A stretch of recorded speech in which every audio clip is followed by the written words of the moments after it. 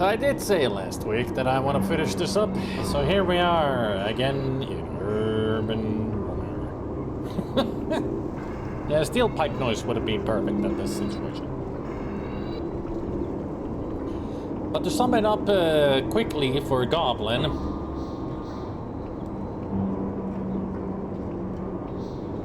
that's about it. Just silence because insert plot here. It's one of those situations that it's like fucking fine. But like I said, even the game barely knows what kind of story it's trying to tell here. Everything happens like so fast and weird, and there is a plot, but it's so confusing. Like, the whole thing starts that our hero, Max, went to see somebody in a sauna, but the other person got killed, and he was going to get framed for it, but he went to the wrong locker and took the dead guy's clothing, and then started running, and then the killer came after him, and he escaped eventually. Then he went to investigate on how to just uncover the truth. And he found like this, like he knew that already he knew he was doing an investigation on some higher up dealing with a criminal on something. And he suspected these two collaborated and tried to kill him. So he met the crime bosses. Eventually he went to a hotel where he found the crime boss's lover, and they banged, and now they're working together.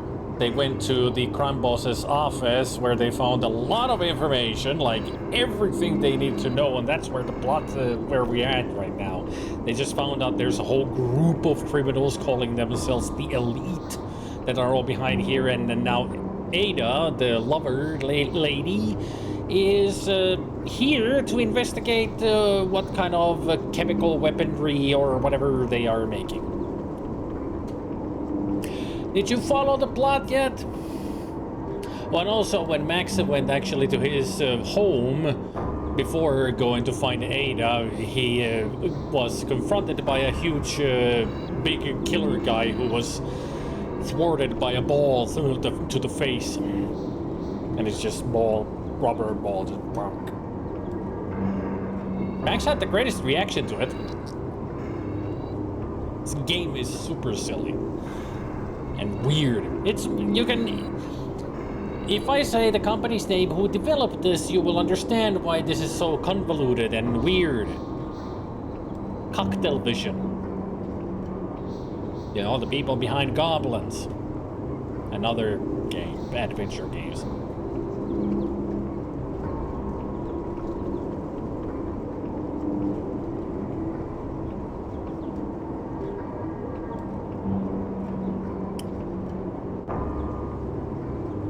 I mean, this is good in the bad way, that it's so bad that it's so good.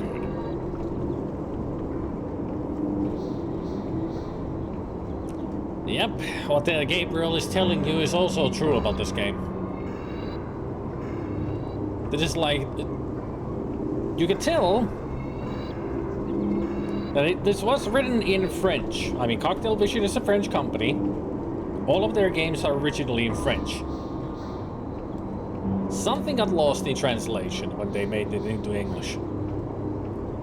Definitely. Because a lot of this doesn't make any sense. Not to mention the voice acting with the ADR, the voiceovers are horrible. I mean, half of the time we don't even see people talking. It's just Max narrating everything, and he's like talking to somebody, but he's telling us what they were discussing. Like, there's no proper cutscenes. Everything's just narrated. It's so stupid. If they want... No, they didn't want to make a movie. If this was a movie, we would be hearing Max narrating every fucking detail. There would be no fucking dialogue, and it would be the worst movie ever created. Because Max is like the dumbest shit ever.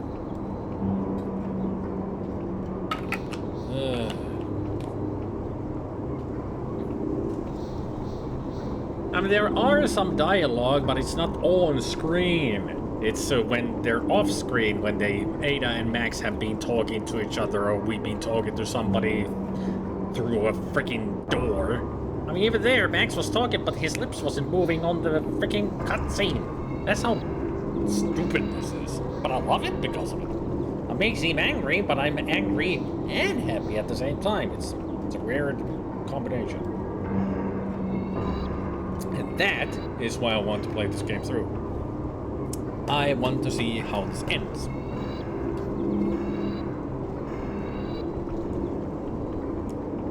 Shoot!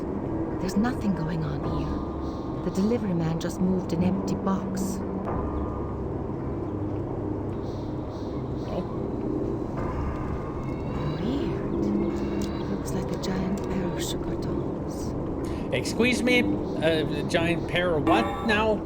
Chocotons. Croissants. Also, this is a big problem with the game, the volume levels. The music and sound effects are way too loud compared to their speech. Like, there's a half of the time we cannot even understand what they're saying because it's like... It's like they whispered all of their dialogue into the microphone, and whoever was responsible for the sound effects and ambience, they put that to 11. In one part, I actually had to turn it was in the hotel, I had to turn the freaking sounds off because I couldn't hear what people were saying. All the music had to be turned off. I mean, even Max is just, oh, that's when it happens, and then we're going, it's like, shit, just talk louder! Other than that, this game is perfect. Yep, 10 out of 10 game. Would play again. It's a fun. That's not a postcard from the delivery man's girlfriend with his phone number on it. This might come in handy. Inca. Wasn't Inca a game by Coktel Vision?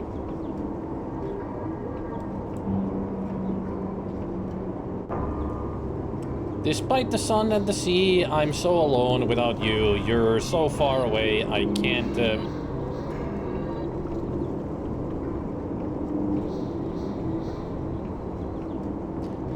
I can't call you in your van, call me on this and this and this.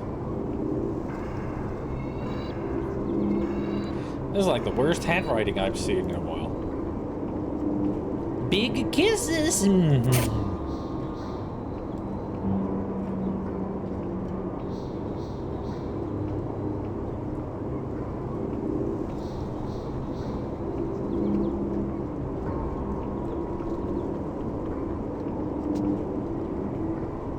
Nice angle. Here's one of the products Marcos manufactures especially for the elite.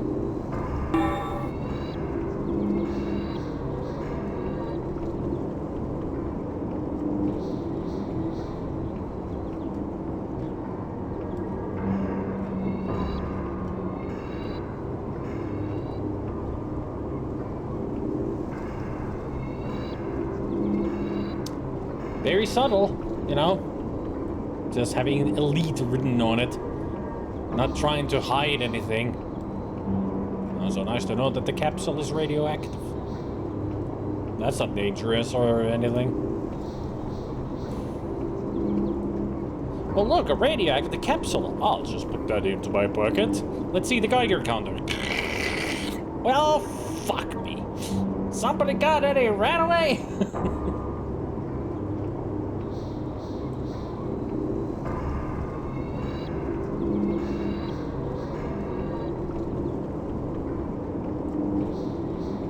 I don't think I've ever seen tongs with 3 prongs on it. Usually they come in 2, like this kind of thing. But actually having 3 is a much better grip. But usually they sell them with just 2 prongs on it.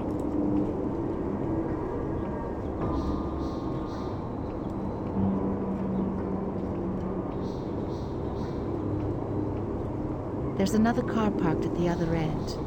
Must be the warehouse supervisors.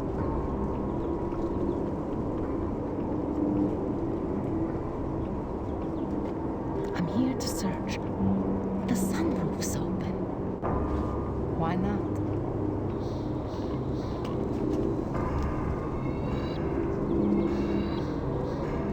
There's nothing worth taking here. So many telephones around here. 41%. We didn't even get halfway through the game last time. Jeez.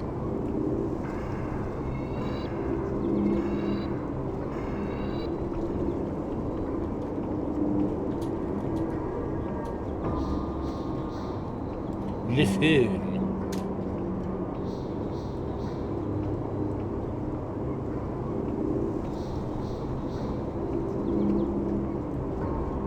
Will you dial it automatically, or do I have to write this down?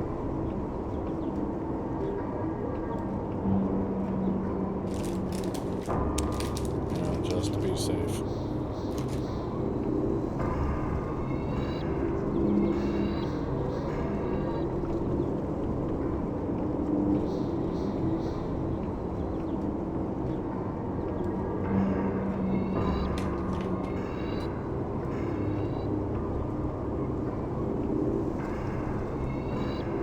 Oh, good. Ada called the delivery man's girlfriend. Since she didn't even know his name, she couldn't think of anything to say.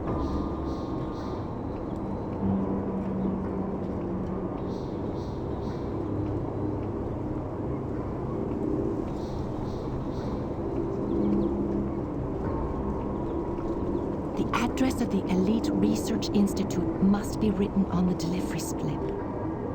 I better check it out. I can't get the delivery slip without being seen. Oh, but you can. Success.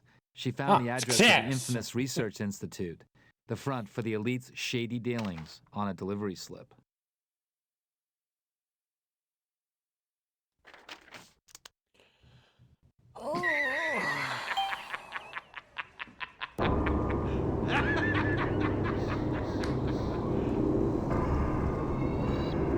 Yeah, I can't take, I cannot take that without being seen. Yes. Do you see that big rod going past the doorway? I don't see anything. I thought, just imagining things. So, how's the girlfriend?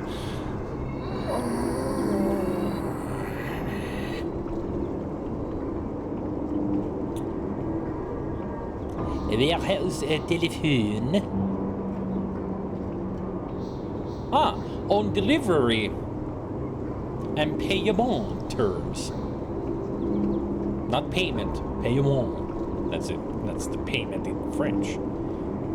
Still, good to know that it's on delivery.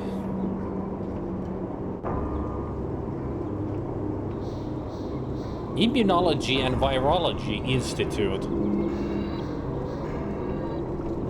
Well, radioactivity would go with the immunology, but the virology would be that they should have the toxic. Let's use this huge dollar store grabber tool to just gently yoink the paper. No one will ever know. And we also put the paper back right on the same spot because they just reversed the video.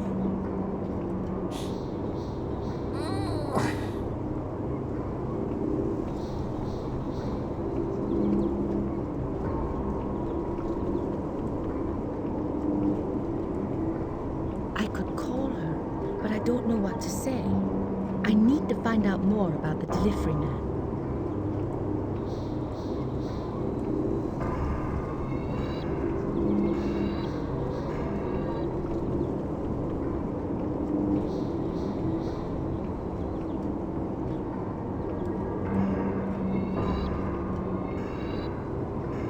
There's nothing else under there.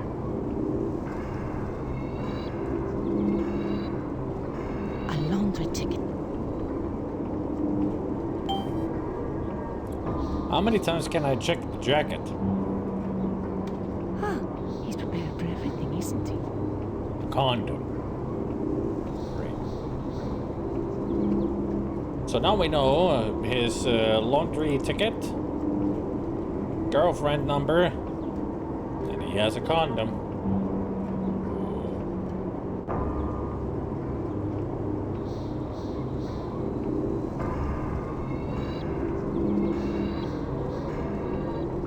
Pants, men's, women's suit jacket, skirt, coat, dress, sweater, tie, jacket, blanket, scarf. Either he also put the girlfriend's clothing in there, or he likes to dress up very nicely for her evening. Maybe she wears the pants and he wears the dress.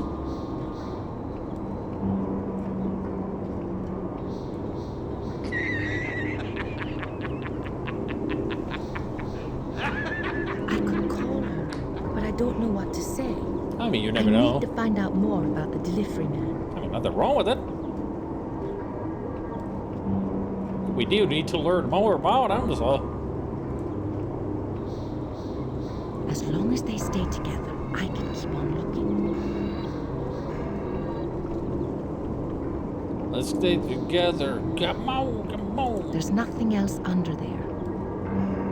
So how am I going to find any more info about this guy? Do I need to use this phone?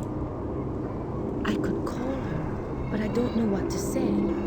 I need to find out more about the delivery man. I mean, you could just call her and tell her that, hey, I got your boy's condom right here. Soon gonna go in me. You know what I mean. Bye. The delivery man and the storekeeper are in the office. I can't get past without being seen. Shelves. It's too easy to break in here. The most important items must be hidden somewhere else. Somewhere safer.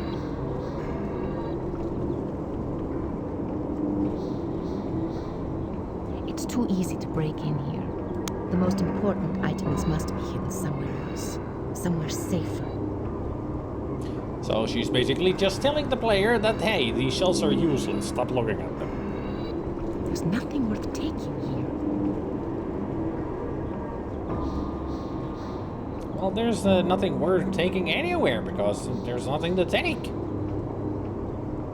don't know what I'm missing.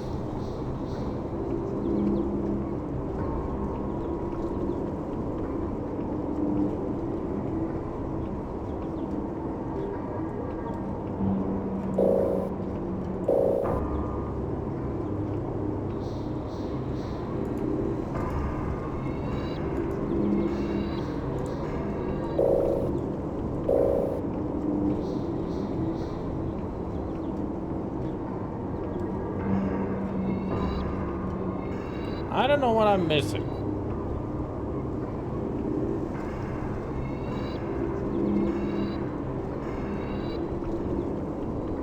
There's just the blanket and the phone, but I can't use either.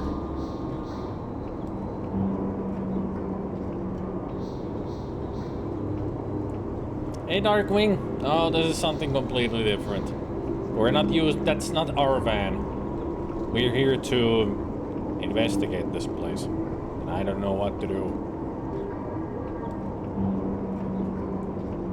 I'll walk through. Will you help me out here?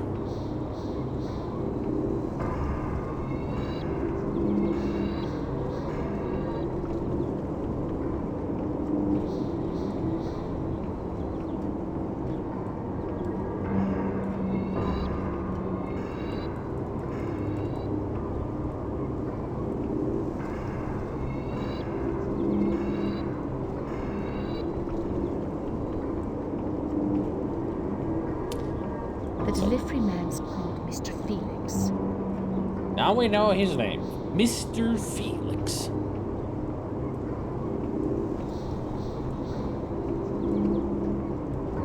Using a laundry ticket she'd found in the delivery man's code, Ada pretended she was calling on their behalf.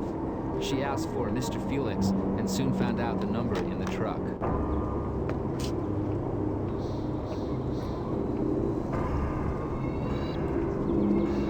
She's being real sneaky, you know, making a phone call. Yes, hi, I would like to know about... And they're in the office like, did you hear a woman? You're just dreaming of your girlfriend.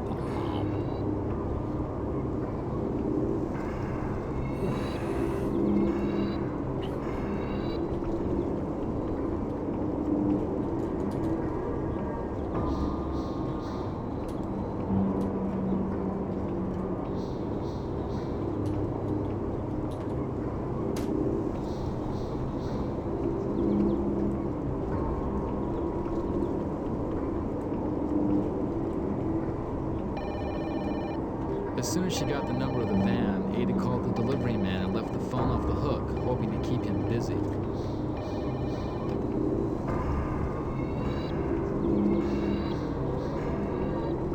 I am very naturally answering a phone.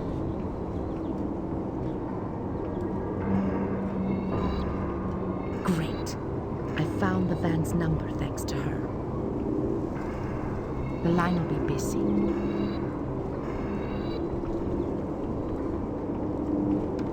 Or not. The delivery man hung up and went back into the office. I guess I used the wrong phone. There's no one there. He hung up.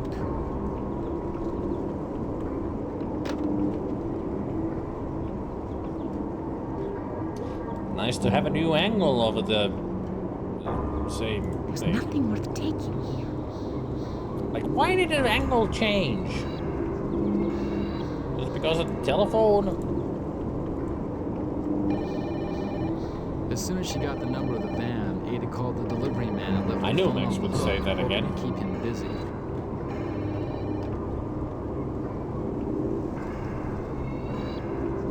Hello, I'm calling on behalf of... Why do I hear you twice? There's an echo in the phone.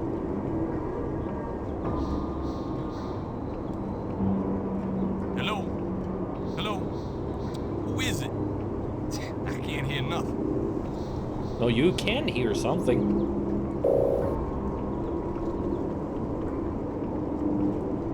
Great. I found the van's number thanks to her. It almost feels like I should be doing, like, calling something else and put them together.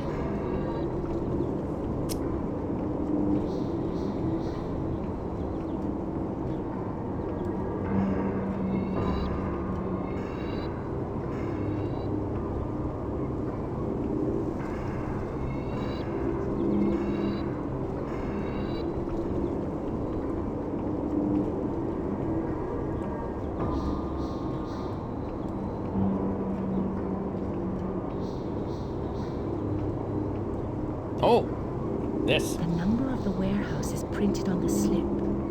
I guess it must ring through to the warehouse supervisor's office.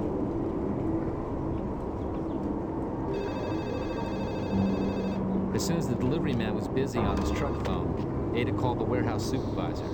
Smart kid.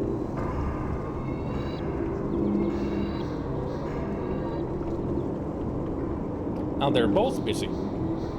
Hello? Hello? Who is it? I can't hear nothing.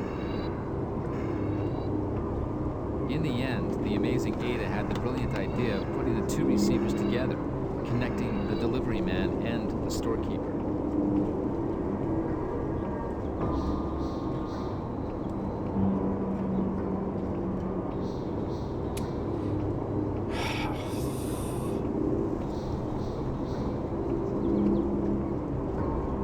My brain is just running away. It's not an aneurysm anymore. It's just completely, I can feel the rot just oozing out of my ears. Because this wouldn't work!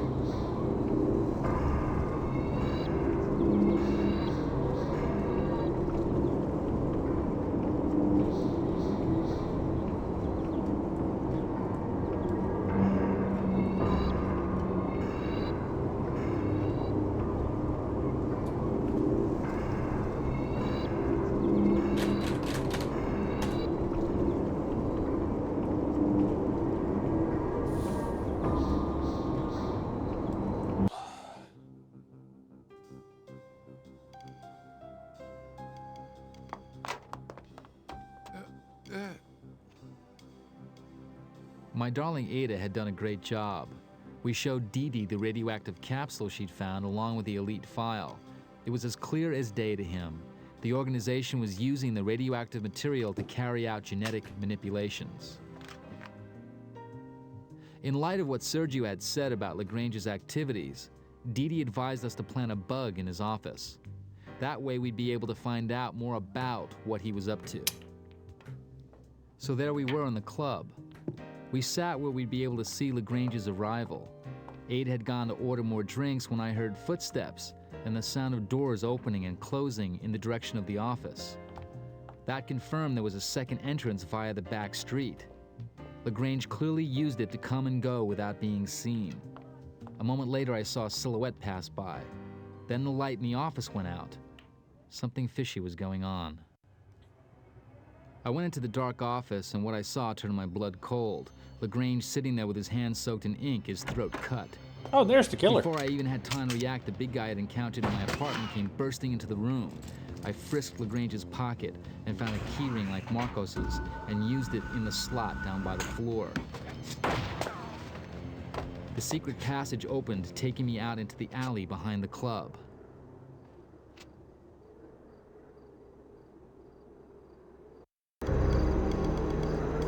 Urban Runner, where shit happens so much that you have no fucking idea what's happening. What the fuck is all this shit?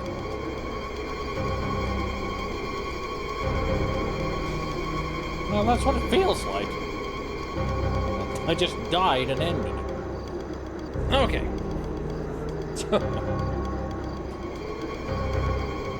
In order for Ada to get out of the warehouse, she needed to put these two guys together on a phone call, where they should recognize each other's voices because they just were talking in the office, and she did only this to get out of the warehouse.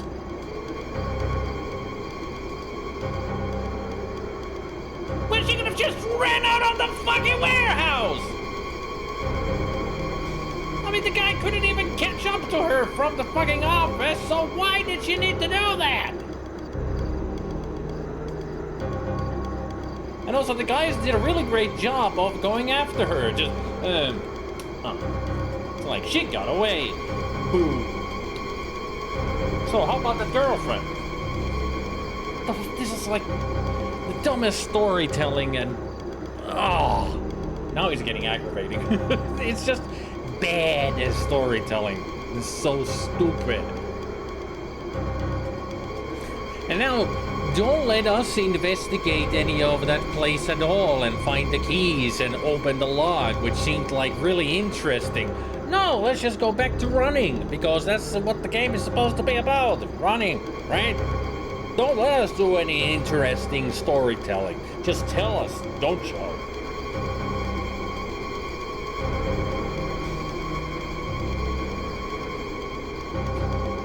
I need a pillow to scream into. Seriously, this is getting to the point where I need a fucking pillow to scream into.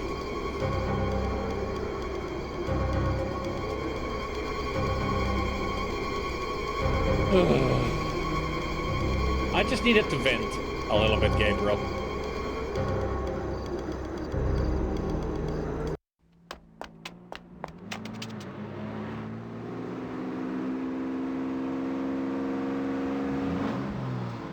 Roll under it.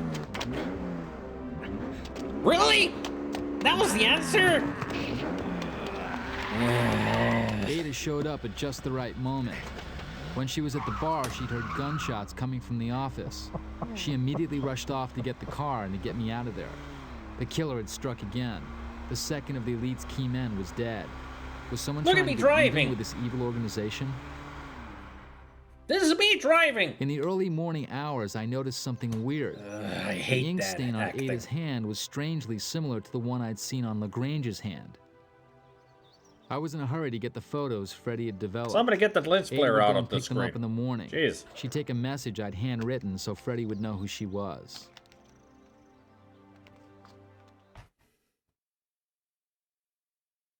Oh boy, now we can get to choose who to follow. Do we go Max or Ada?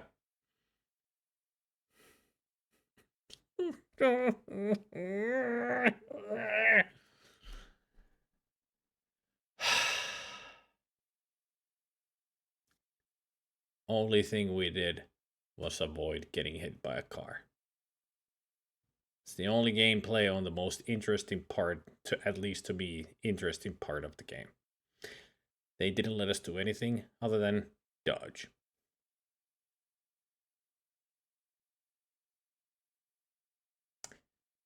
One of the reasons why I hate Cocktail Vision games.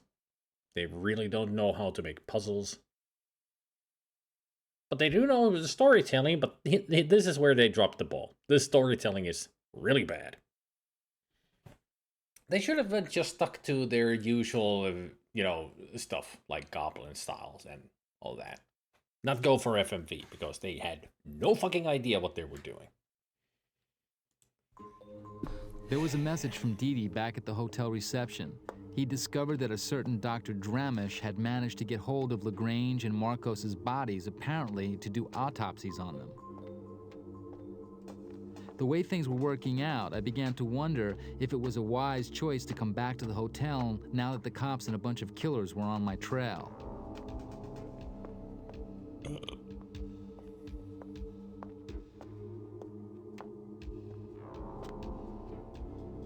I soon found out my hunch had been right when the receptionist informed me that Inspector Van Dale had just shown up. He had a search warrant, so I had to think fast.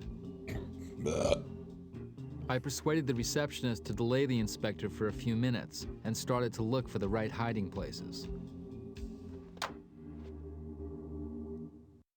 Okay, that gives me a few seconds to hide all the incriminating evidence I've got in my pockets. Calm down, music.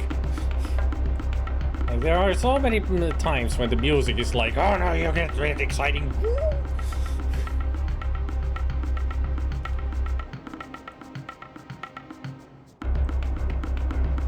Hide all the board. This bar is pretty empty.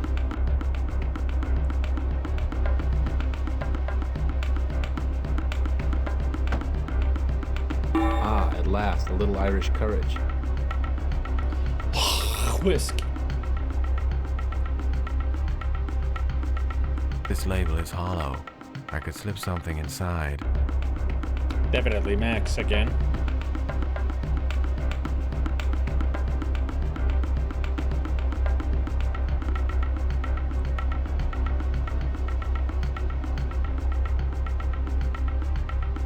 A capsule. No. ID card. Diagram? No. Tony's key. No. Paul's key. Ink. Magnet.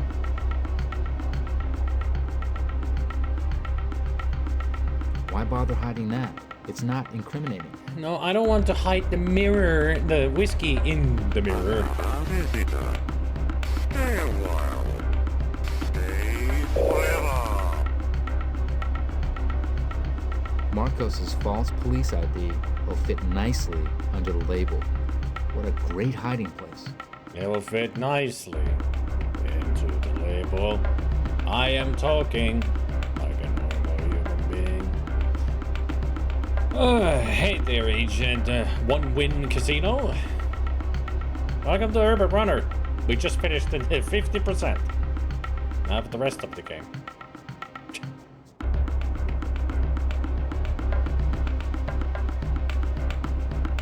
Why bother hiding that? It's not incriminating. This bowl's full of caramels. Full of caramels, you say?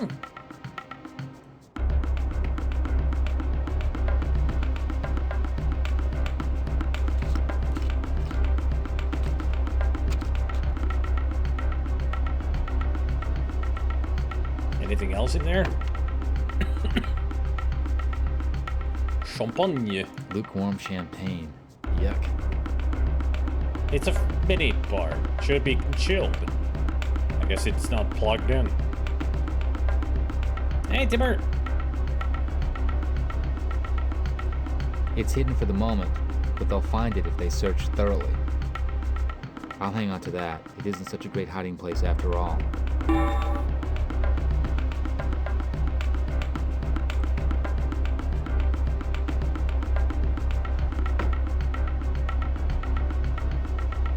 under the mattress. Perfect.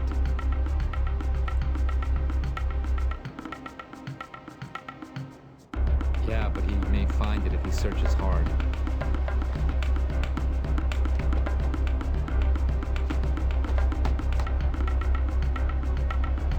I could slide something flat behind the mirror. I'll hang on to that. It isn't such a great hiding place after all.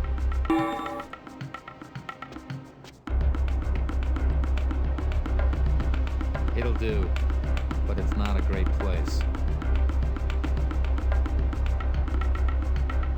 It's the best we can do right now. Maybe I could hide something under this lampshade.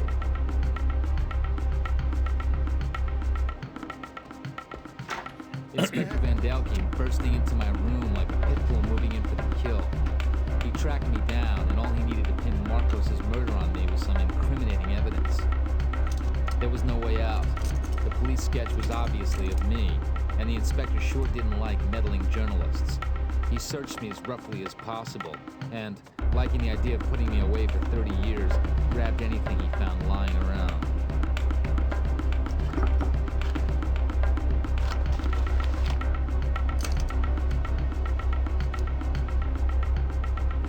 That's how police works, alright? They just come in blazing, gun to the face. There's the ink, keys, magnet, whiskey. Where'd you find this file, you nosy bastard? Uh-oh, I'm in deep trouble. It's very interesting. I'm a Don't French even think about it, detective, pal. you bastard. No, tell me where the whiskey. Can I drink the whiskey?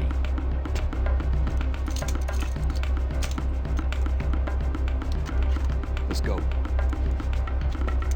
Why are you even pointing a gun? He's an unarmed Get man. inside. I guess they work differently in homes. You and I going for a little walk, pal.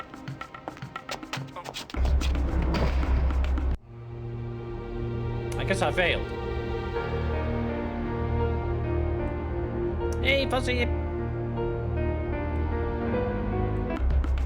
You really gotta be quick on this. This bar is pretty empty. And nothing worse than timed events, right? Ah, at last, a little Irish courage.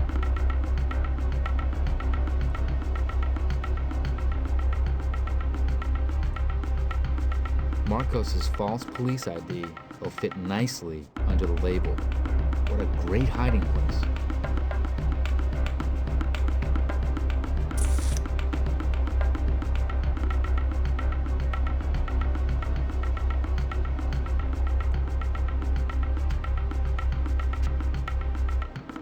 Now you see it, now you don't. Let's hope that'll do.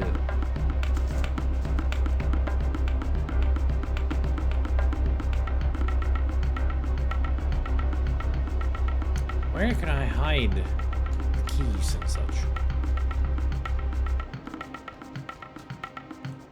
Why bother hiding that? It's not incriminating. Why bother hiding that? It's not incriminating.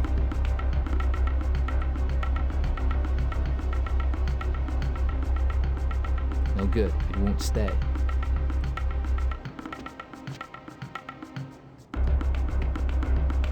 It'll do, but it's not a great place.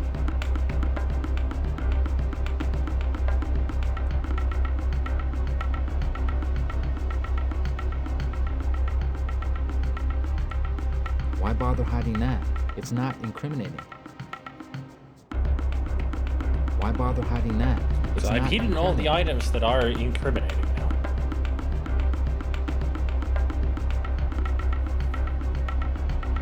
So we should be safe?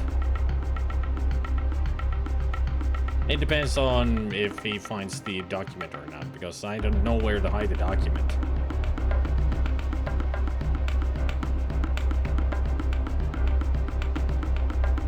This bowl's full of caramels. Maybe I should do that, yeah.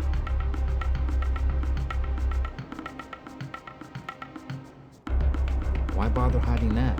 It's not incriminating. Apparently I don't need to put the whiskey back.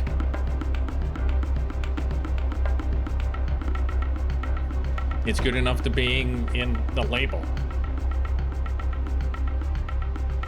So that's all. It's just the document, the capsule, and the police ID card. Now we wait. Oh, Inspector Van Dale came bursting into my room like a pit bull moving in for the kill. He tracked me down, and all he needed to pin Marcos' murder on me was some incriminating evidence. There was no way out. The police sketch was obviously of me. definitely a and the cop inspector with the sure flannel didn't like shirt meddling and everything. journalists. He searched me as roughly as possible, and, liking the idea of putting me away for 30 years, grabbed anything he found lying around. Sure likes his candy.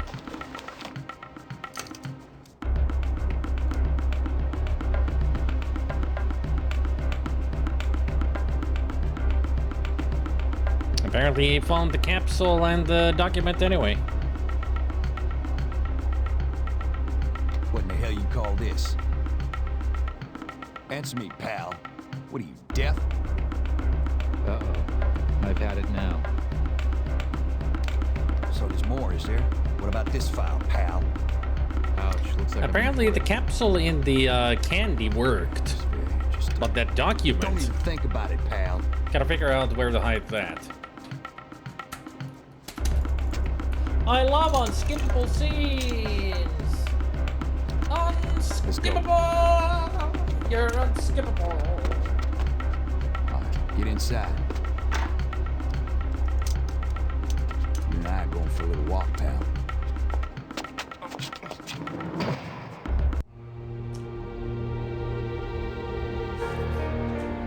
Alright, try again.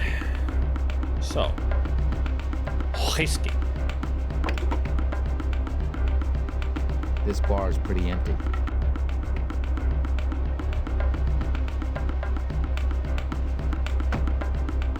Ah, at last, a little Irish courage.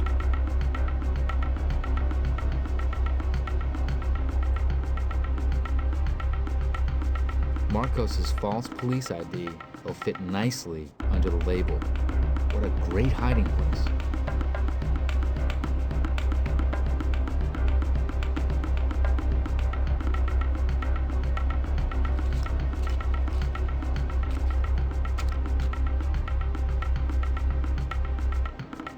So there's nowhere else in the room I can go, it's just this area. And I did get a point from both of those, so those were correct. Now for the document. That's too big to go there. No good, it won't stay. Okay, let's hide that in there. It's hardly a great hiding place, though. No.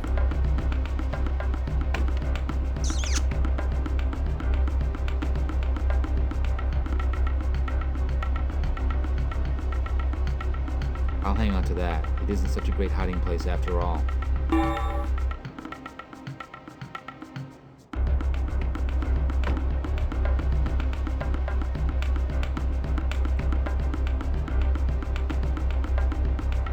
Yeah, but he may find it if he searches hard.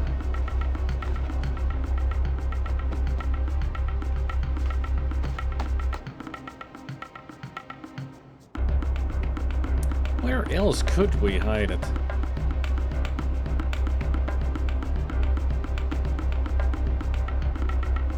Under I'll hang on to that. It under isn't the such a great pillow? hiding place after all. That's pretty well hidden. I'm not sure how good a place it is, though. I'll hang on to that. It isn't such a great hiding place after all.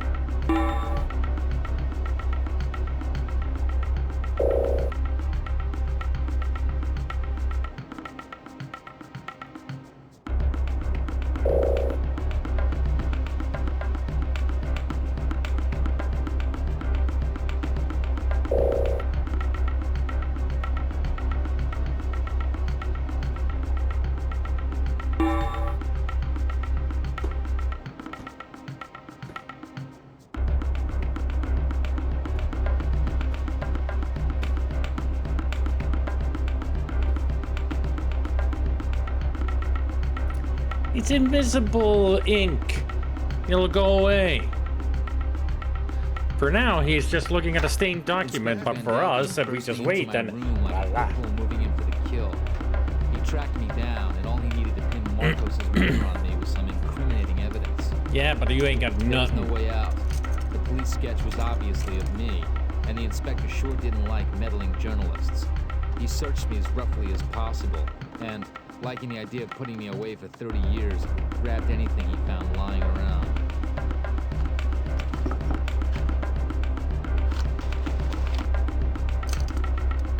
Let's see what he found. Whiskey, keys, magnet, ink, and ink. Just a blot on the middle. You dumped the goods, didn't you? You just wait, old buddy, because I'm gonna sort you right out. Phew, I'd won some time, but what was coming next? Stop crying. Furious that he hadn't found any evidence on me, but convinced I was guilty as hell, Van Dale decided to stop being so nice. It didn't take me long to figure out that he was going to kill me if I didn't find a simple but foolproof way out of this. If I go in there, I'm a dead man. He's gonna kill you? Just because he thinks you're the criminal of the century? No, this cop is a killer. He's gonna go to jail. Great storytelling. A cop so freaking delirious that he's gonna kill an innocent man. Just because.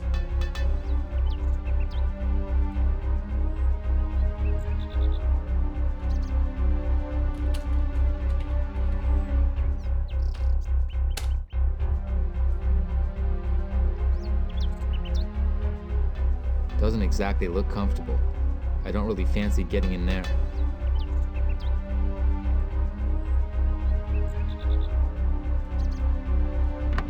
You wanna play smart with me? Or we'll see soon about that, Professor.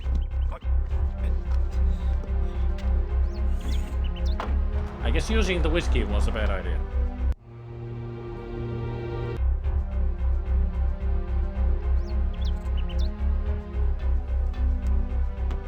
That's a brand new cover. How can I neutralize him?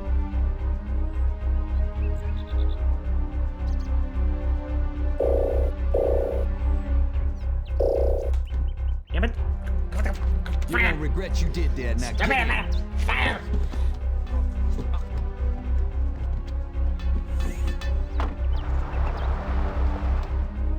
At least this is not a 10-minute cutscene.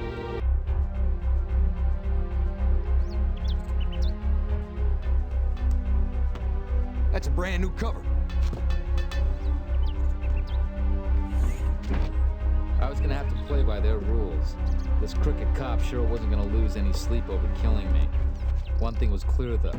Someone high up with influence over the police wanted me out of the way. It had to be Kevork, the third man in the elite, and I had to find out who he was fast.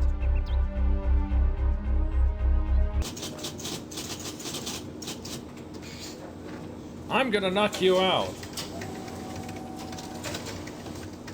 Ah. I am so knocked out. Shut up.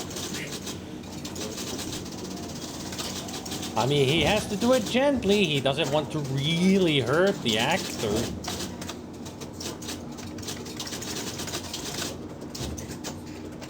Because they couldn't afford stunts.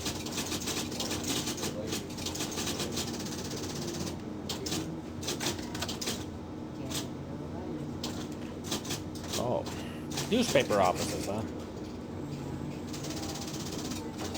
It's the coffee tray. With the discarded sugar cubes, apparently. Nope. I mean, he could have just done it faster.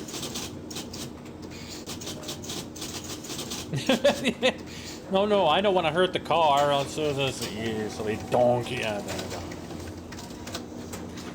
Or maybe it could be one of those where the resistance is so much that you cannot really slam it down. It has those hydraulics.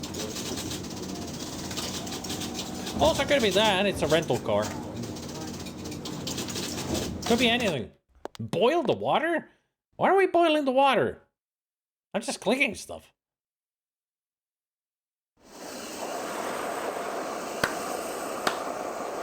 Beautiful. Looks so fucking real. The water's evaporated. There's nothing left in the coffee machine. What kind of coffee maker do they have that evaporates every fucking water drop in there? Like, how hot did that go?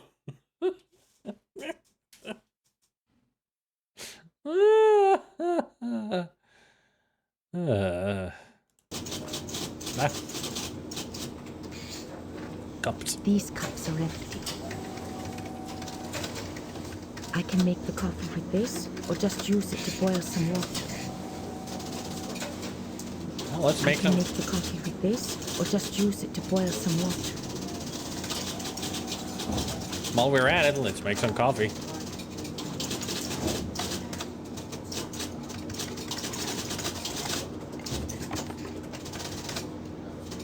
Let's create a coffee volcano, shall we? Or just make normal coffee. Apparently now it works just proper. What?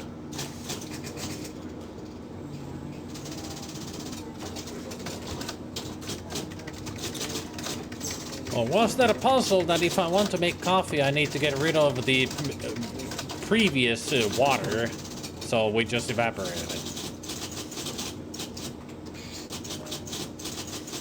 Also, do you notice something wrong with the picture? Now that I think about it. I just noticed something missing. Or something askew.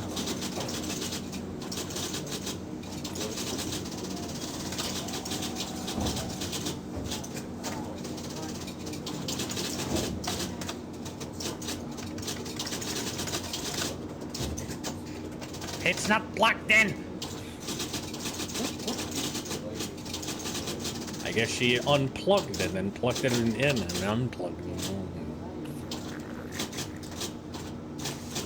Oh, I'm blue.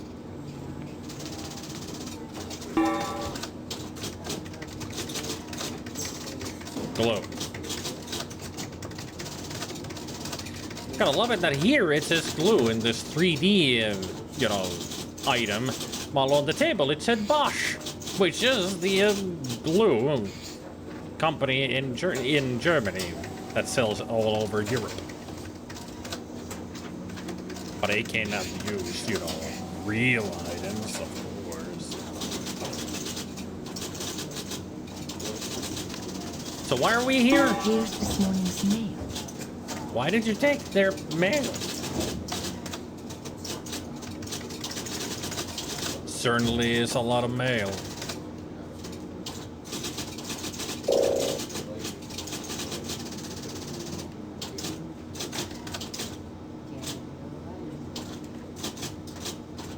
So we are here to deliver a message to somebody. All right.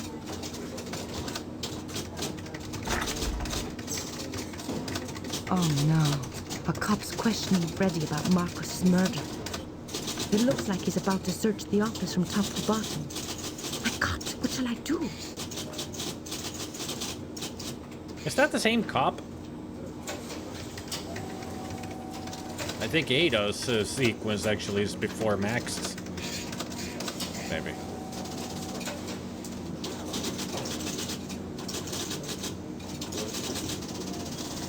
As the abomination asks, what we do.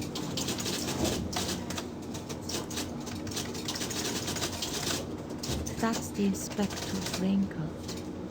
Oh, is it? A box of paper clips. Nothing amazing, but it could be useful. Ada walked towards Inspector Van Dale and flashed him a huge smile. If I don't make Freddy understand soon, the cop is gonna get suspicious. Ada introduced herself to my newspaper buddy as the new temp. Perplexed, Freddy waited for her to make the first move.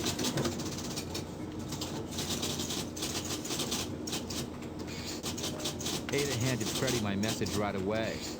That was a mistake. What do you mean? The inspector, who was already suspicious, got hold of the note. He realized that I, Max Gardner, had sent her to get the photos. He arrested her on the spot.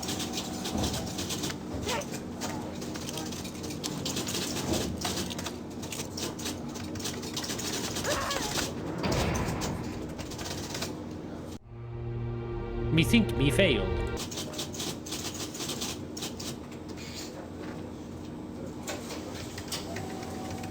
I can make the coffee with this, or just use it to boil some water. These cups are empty.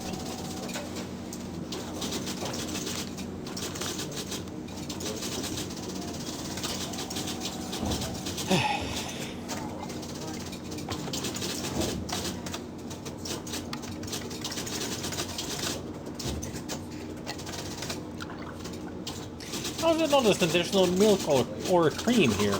It's just sugar.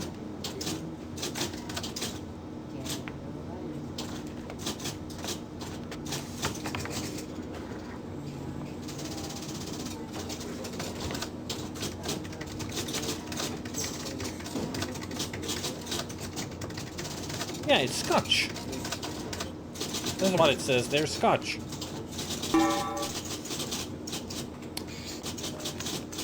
They couldn't turn it a little bit so it would hide the label.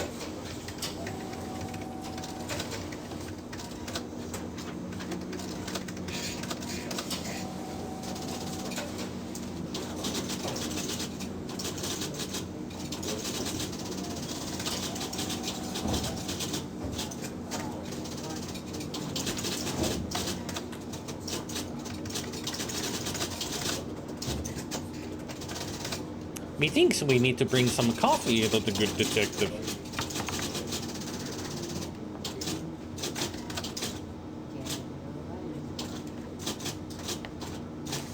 Or maybe we need to be a bit more sinister with the coffee.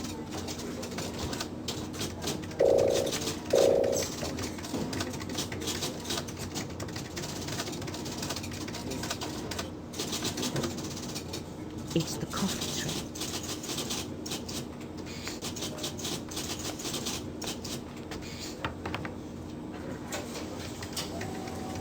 I can't go into the office if Freddy doesn't know Max sent me.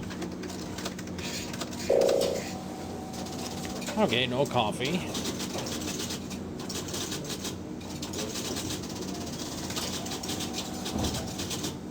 Look discreetly. Ooh. Oh no! There's an undercover cop questioning Max's friend, Freddy. Not much of an undercover cop if you know immediately that it's a cop.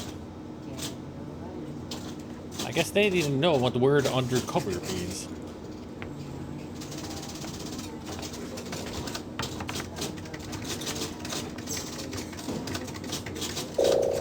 I can't go into the office if Freddy doesn't know Max sent me.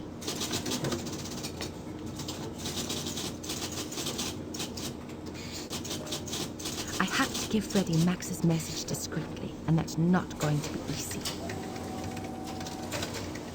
Ah. Think I figured it out.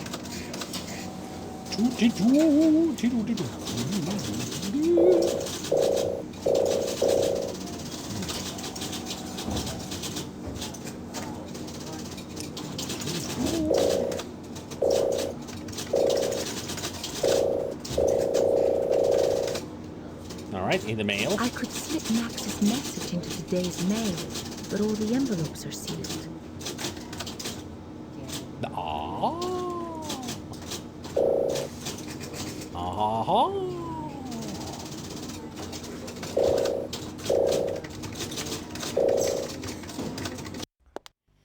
Boil the water and then use the mail on the steam.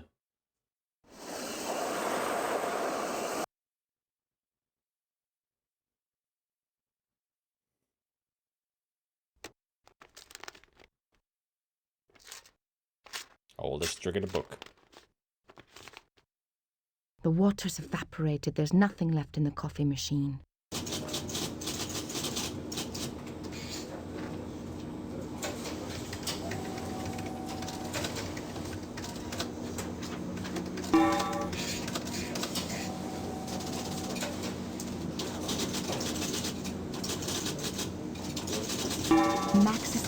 is now hidden in the mail.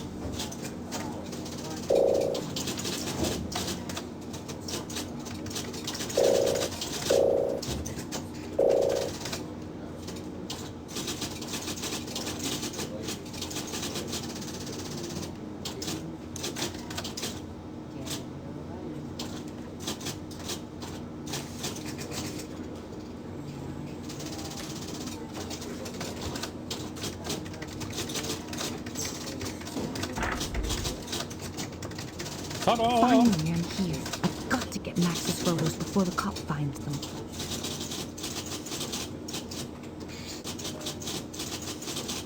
A box of paper clips. Nothing amazing, but it could be useful. Ada walked towards Inspector Van Dale and flashed him a huge smile. Ada introduced herself to my newspaper buddy as the new temp. Perplexed, Freddie waited for her to make the first move.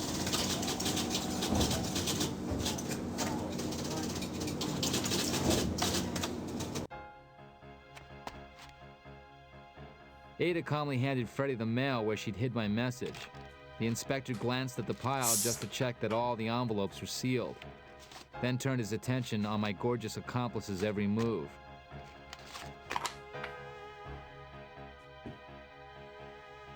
Sure, every move.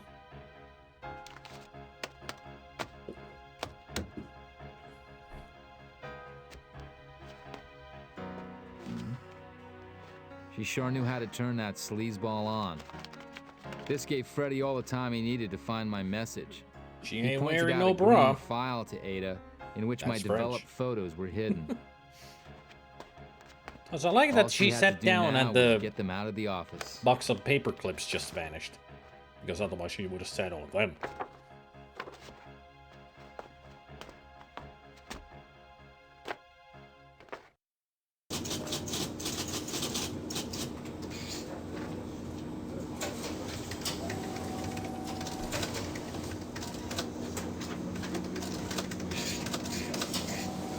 Bio.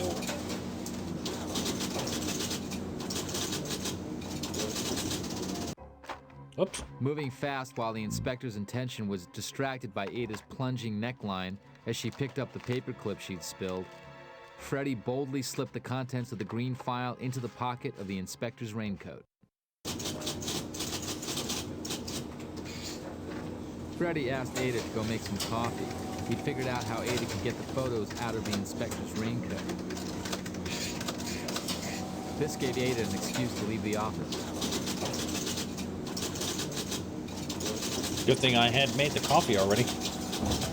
I hope they don't mind lukewarm coffee. It's been standing here for a few minutes.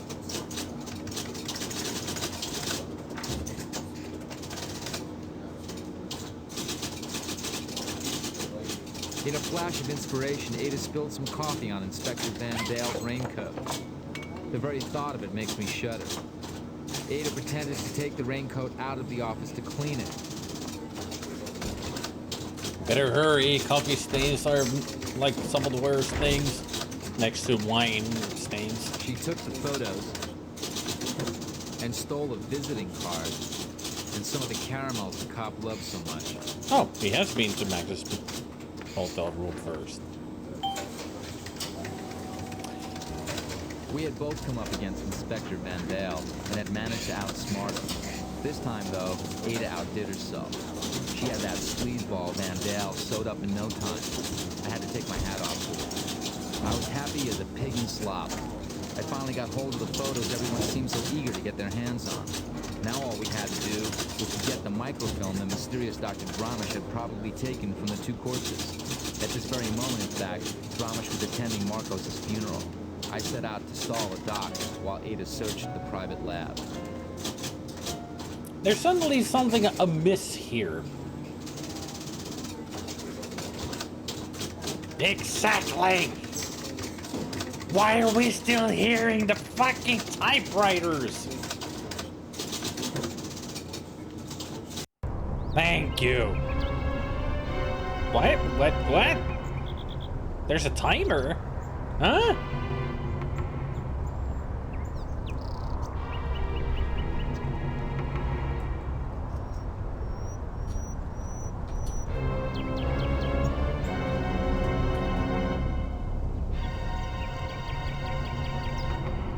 Yeah, there's like a health bar thing. And it seems to be a timer and it's ticking away really fast. Holy shit. Mr. Cool Guy. He doesn't look exactly friendly. I don't think he wants to talk to me. He's officiating. Dignified and cold as ice. How do you know? She looks sad. Well, it's a funeral. What's hidden behind those dark glasses? Eyes. Also, what a great funeral. 3 people, each with 1 rose. I guess this person didn't know that many people. I think that's even more sad than them being sad for the passing of this person.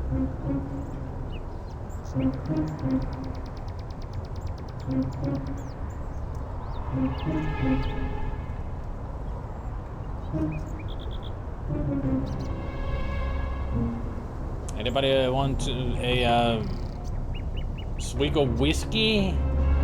Will that help to alleviate thine pain? So what am I supposed to do here?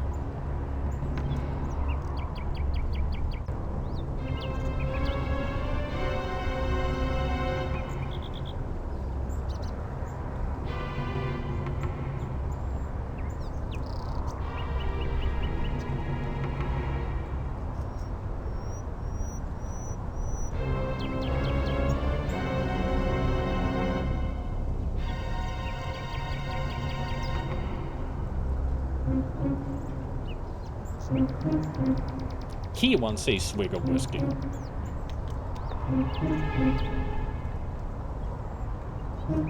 Yeah, that's safe. Having a bottle of whiskey. Whiskey to get Mrs. Marcos's driver to talk. He told me that a private service was taking place. Only the deceased's wife and sister and a certain lady doctor were in attendance. Sister, wife, and lady doctor. Also, that's very safe. You know, drinking whiskey while behind the wheel. If this was America, you'd be arrested right away. Operating a vehicle while drinking. Even though if you're not driving, you're still behind the wheel. In some states, that actually constitutes as a DUI.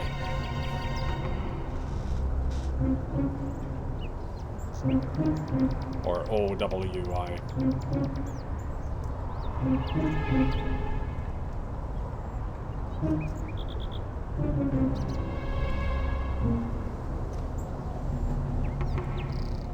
That's Dr. Drumish. So she's the one who did the autopsies on LaGrange and Marcos.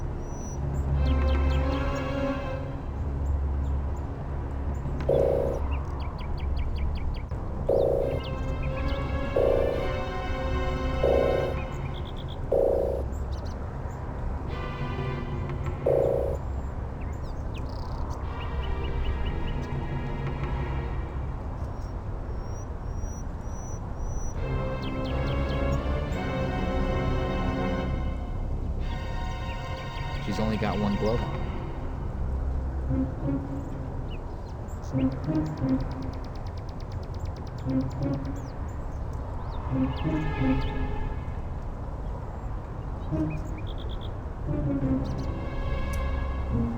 He's worried I'm gonna get him into trouble. Oh, I have more whiskey. Let me find that other glove.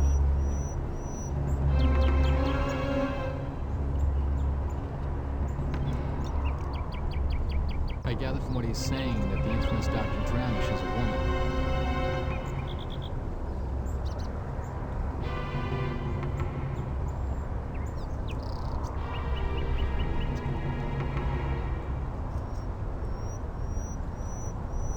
I think I can see something on the seat.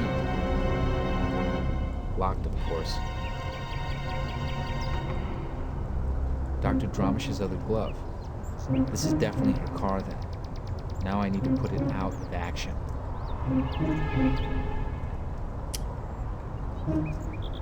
At least I found her car. She must not make that much money, being a doctor. Like, that's the one of like the shittiest cars you can get in Europe.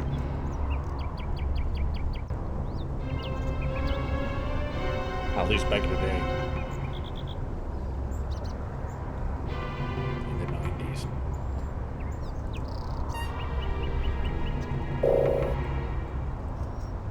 It's not pointed enough. I'm gonna do Dr. Dramish a little disservice. Can't see the valve.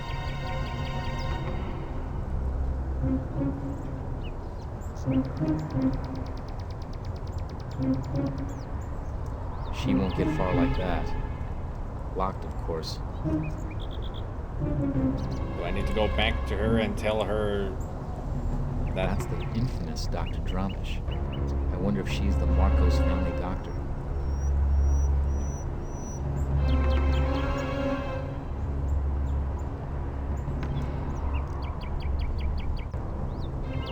He's worried I'm gonna get him into trouble. I'm already running out of time because I have no fucking clue what to do.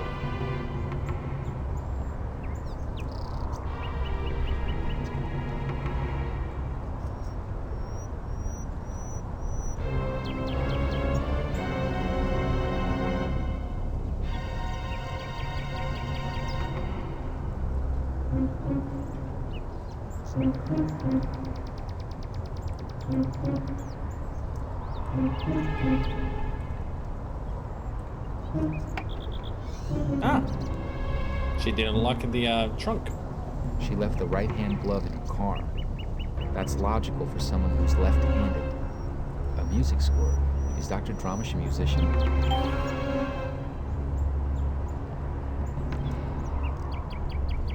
What else do I need to do?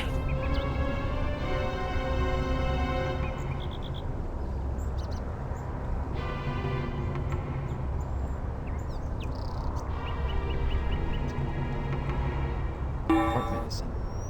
They can be dangerous if the dose is too strong. Heart medicine.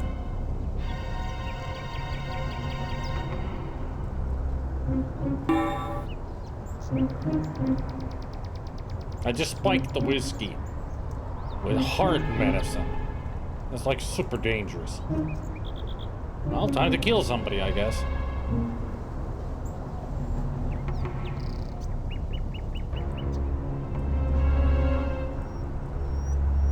And I just know the target.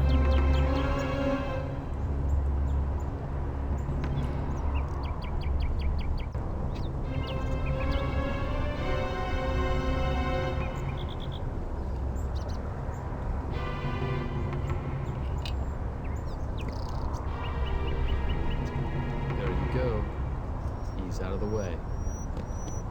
Yeah, I'm sure his heart just stopped.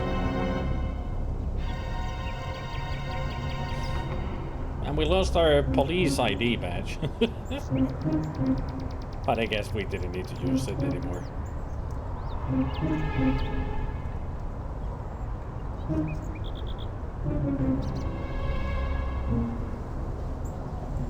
I'm here in front of Dr. Dramish's private laboratory. Now I need to get inside.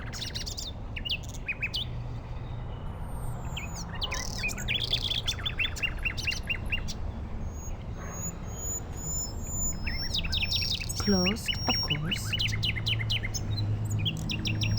It's a wooden stick. I got a stick. Uh-oh. I just skipped something. Let me load the game. It's a wooden stick.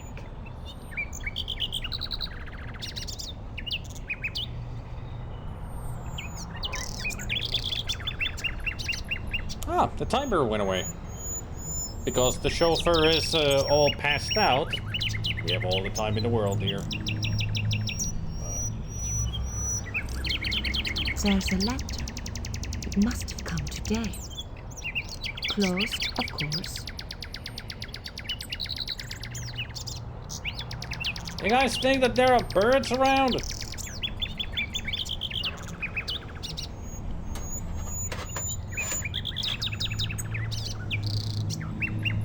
It doesn't work.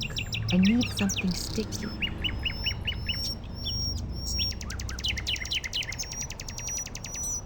need a lot more hemp before we're through. Hey, Specky. It isn't very high. Easy enough for a young woman to climb. It isn't very high. Yeah, because you need more hemp before we're through.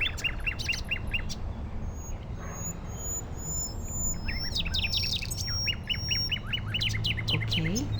Let's see if there are any hidden traps. What? Do they even know how binoculars work?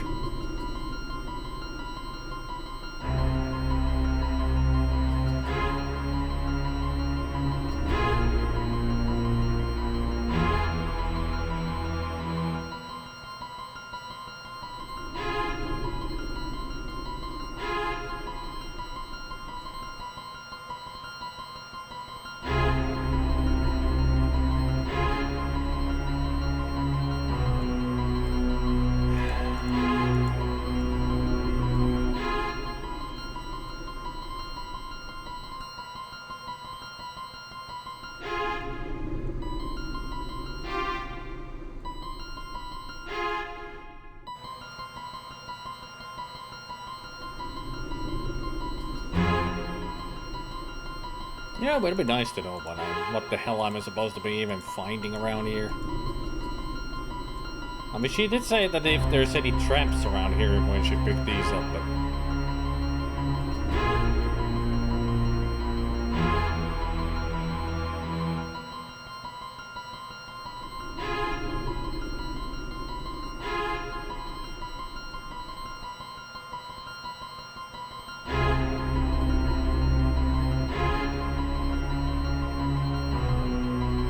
Also, why is she...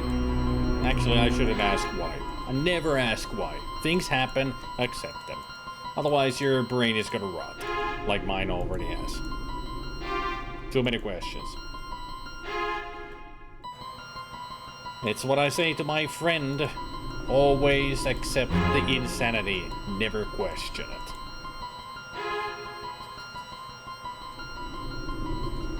In bad movies and bad games, the question why should not exist. Because nothing will be explained. Yep, we are, Bennigan.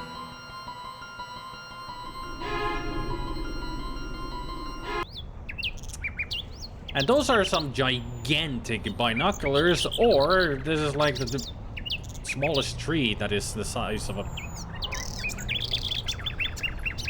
How huge are those friggin' binoculars?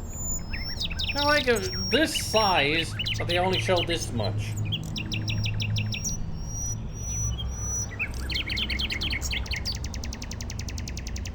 It's true, Gabriel, but that is just a joke that we say. We still question things. I just tell him, do not question why, and 5 minutes later it meets me. Why is this happening?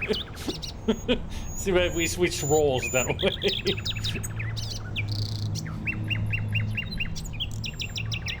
It's our dynamic that somebody says that, and then the other, and the person who said it is the one asking the questions. I need to check the area out before I go any further.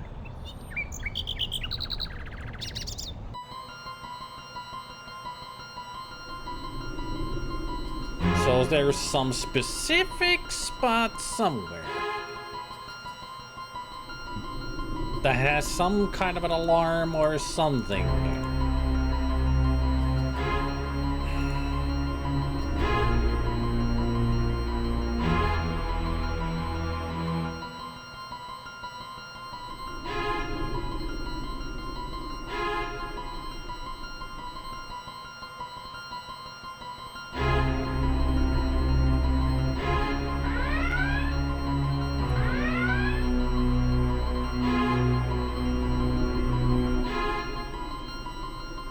Gotta be something on the wall hiding behind all the brushes, like...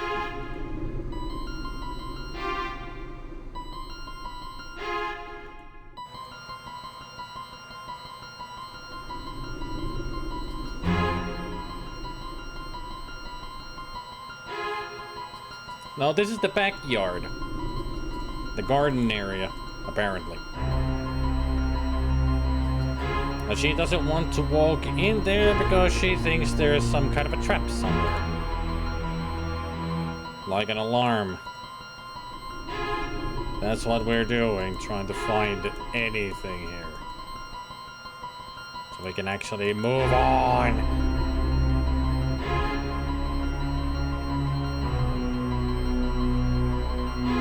I'm not seeing anything. How fucking specific do you have to be?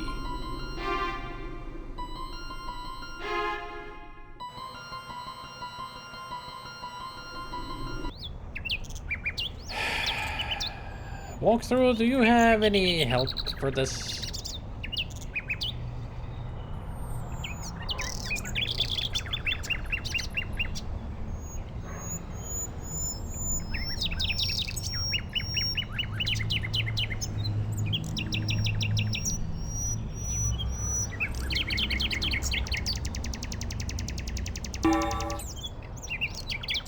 Caramels are sticky.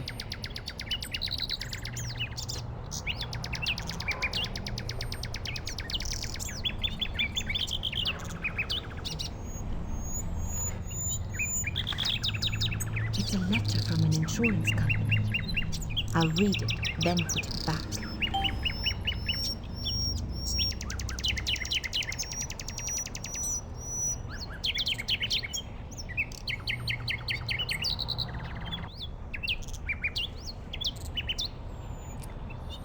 So this was the guy who was dead at the beginning, and apparently now this guy's dead too. This is the guy whose death has started this whole thing.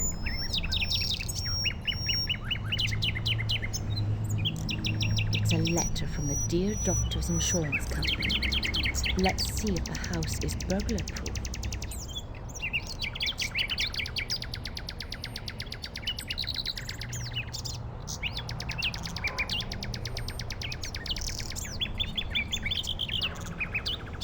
Oh, I can even click like this.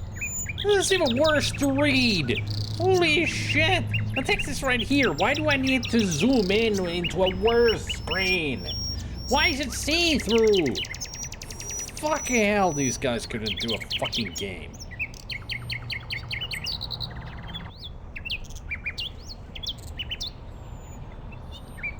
The angles filmed by the 3 cameras in your garden do not cover the whole surface. It would thus be possible for someone to slip in unaware by the surveillance entrance due to the blind spots created by insufficient camera surveillance. In addition, your laboratory audiophonic central locking system, whilst very original, is unfortunately not reliable. Indeed, Mr. Di Pietro noted that a magpie currently nesting in your garden sings exactly the same identification tune.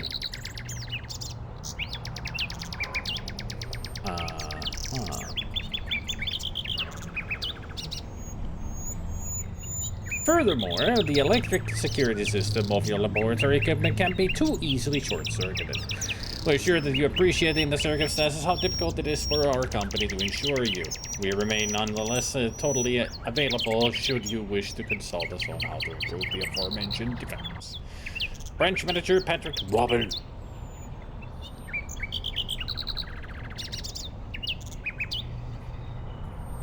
Smart and SimArt Incorporated. All damages and accidents insured.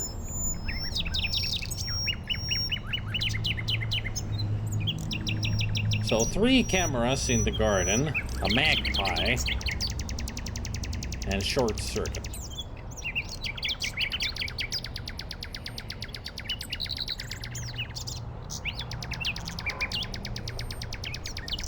I can see a magpie's nest.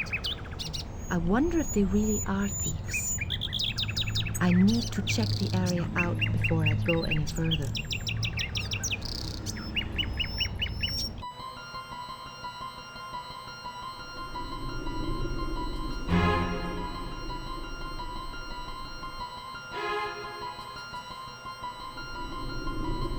So somehow I need to find 3 cameras around here.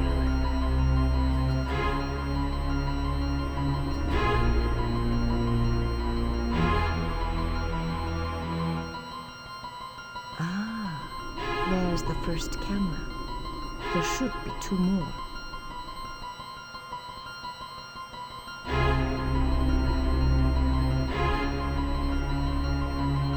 There's the second one.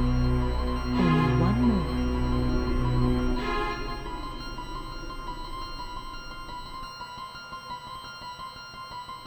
What a glint.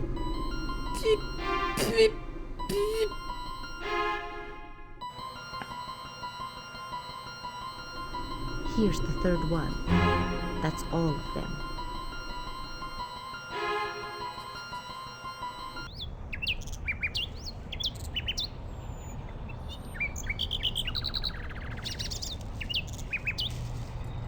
Ah. Keys. Let's check out what the thieving Mrs. Magpie's got. A key. That's not the key that we picked up.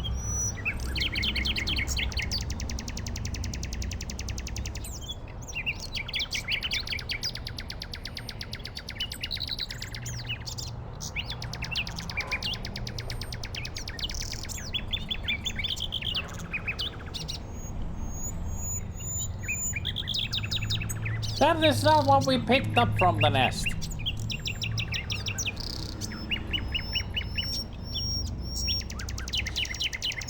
How lazy are you if you use a different... Thanks to the insurance letter, I know where the 3 cameras are. Now I can get closer without setting off the alarm. Easy. The old key trick. Right. Here's the door to the devious Dr. Dramish's lab.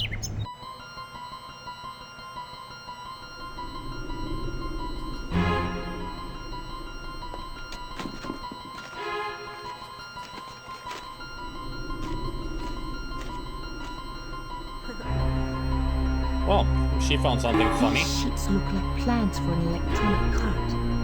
Let's keep them just in case.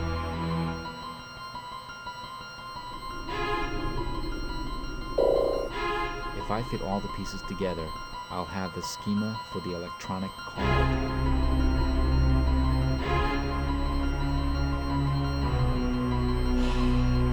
Oh boy.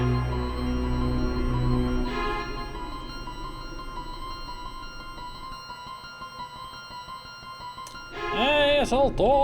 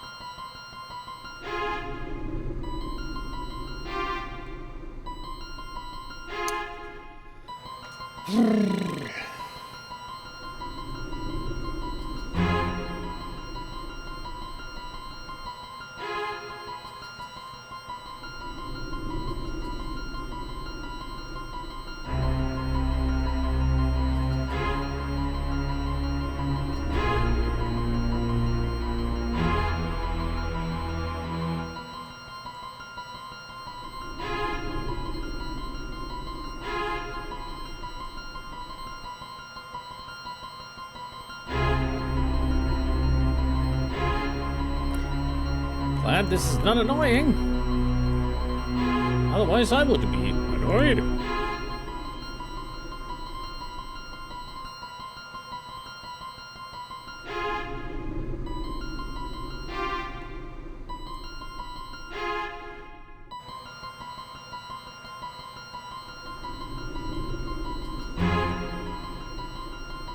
There, that's the edges done. Now I gotta get all the middle correct.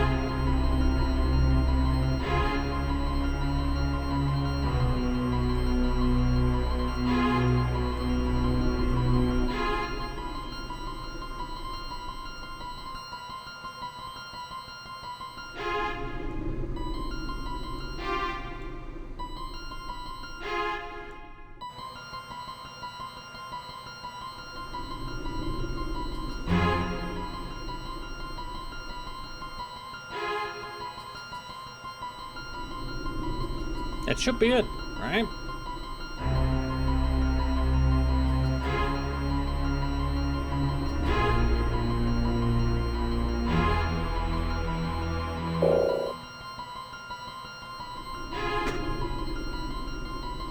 Locked. I found an old tape player. Ah.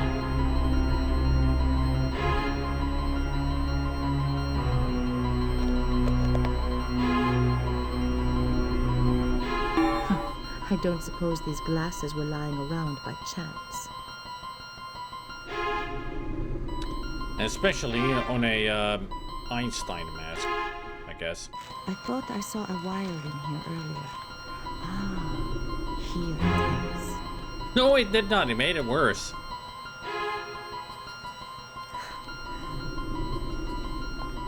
She's still so happy. Nothing else of interest here.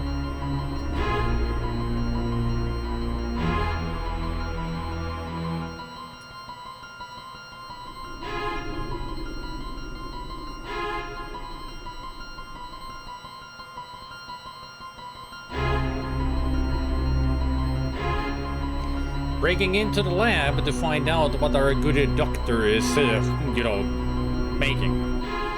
She's evil.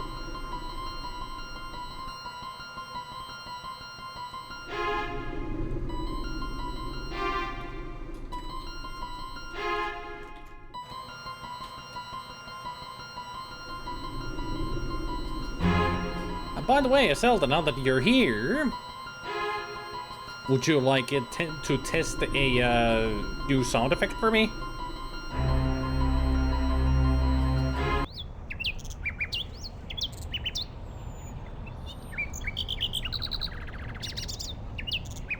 Because I'm sure you at least would appreciate it.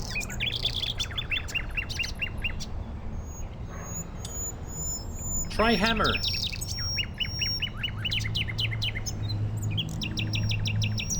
God, you fucking hammer with your fucking tight-ass hammer, your stick. Not even a real hammer. That shit wouldn't work. Not even a real sentence.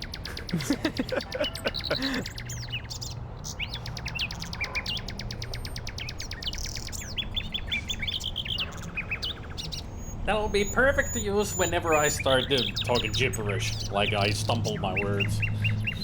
Because I'm not making any real sentences.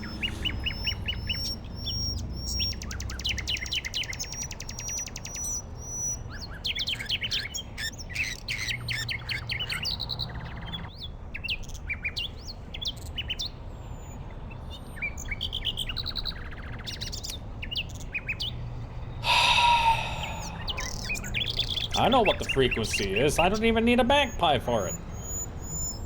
But then again, I needed to hear the magpie, but... The magpie just went... Dee, dee, dee, dee, dee, dee, dee, dee. Dee, dee, dee, dee, dee, dee, dee.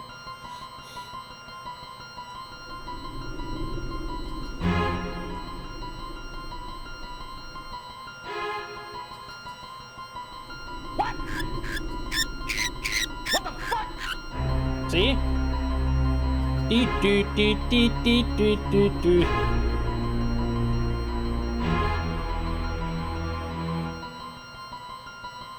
This door doesn't have any locks or keyholes. That's strange. The keys aren't numbered or lettered. What was with that zoom sound effect? I heard that before.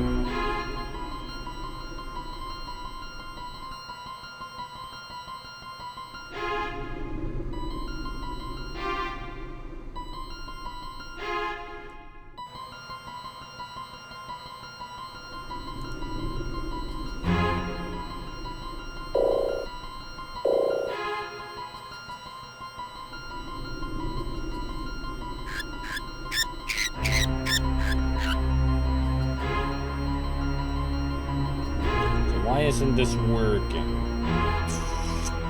Do I need to first put the wire into the tape recorder?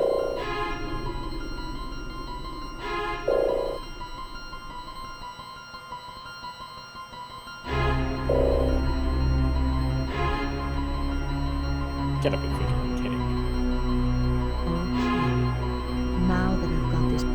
glasses on, I can see the letters.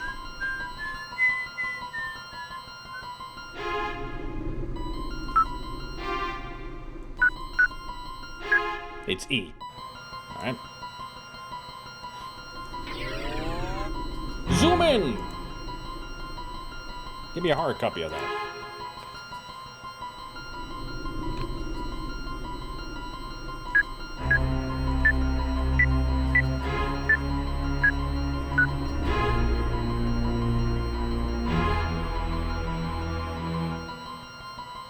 This door doesn't have any locks or keyholes.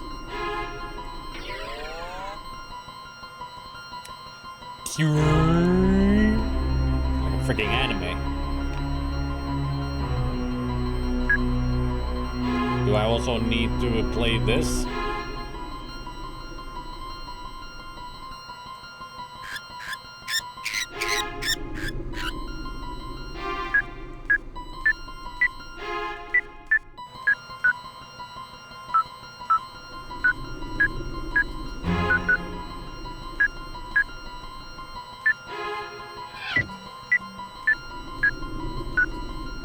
Now it worked.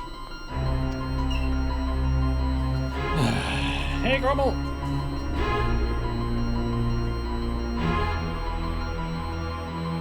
I don't have a magpie, but will a great tit do? I'm now in Dr. Dramish's private lab. Let's look for Marcos and Lagrange's grafted microbes right away.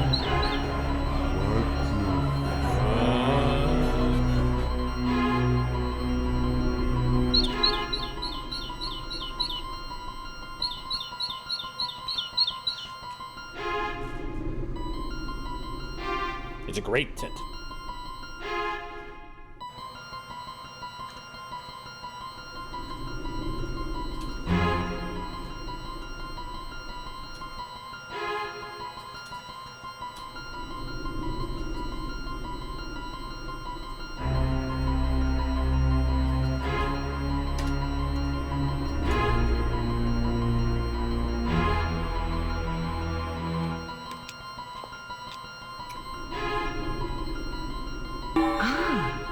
A wire stripper. Okay. There's nothing else in this coat.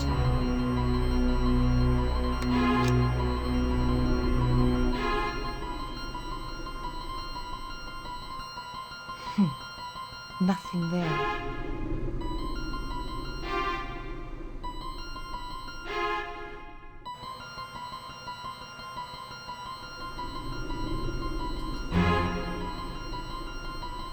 So I'm also guessing Zelda doesn't know anything about this game. You weren't here last week, right? Watching this.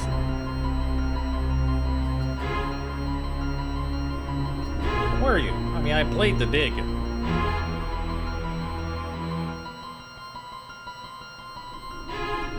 Well, the story is, and then, it's also a little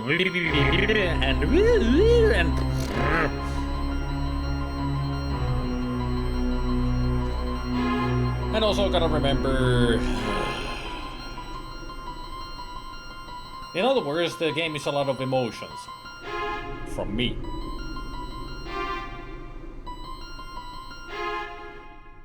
This game is stupid, is what I'm trying to say.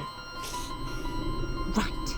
That's where Dr. Dramish hides her little secrets. Basically, yeah. Every time something happens, you're basically just going,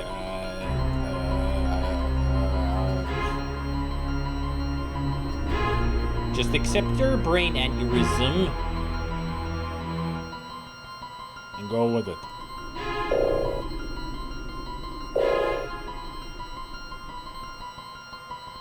Looks like this section of wire isn't coated like the rest. Well, at the beginning we ran, and there was a cutscene where he ran.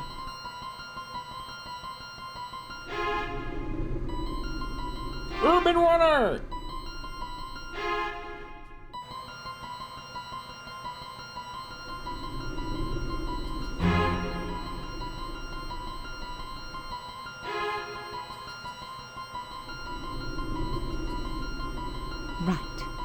Now that I've stripped the 2 wires, we're ready for one hell of a short circuit. Let's short circuit ourselves first. Yeah, that wouldn't work. You would be fried. Great, it worked. The short circuit opened the safe. Yeah, uninsulated wire strippers and then you just attach a wire between them. Totally safe. Hey, we put hard medicine into whiskey and gave it to a person to knock them out. Safe!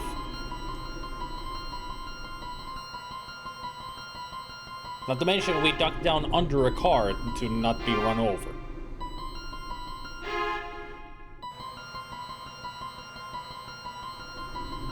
Safe.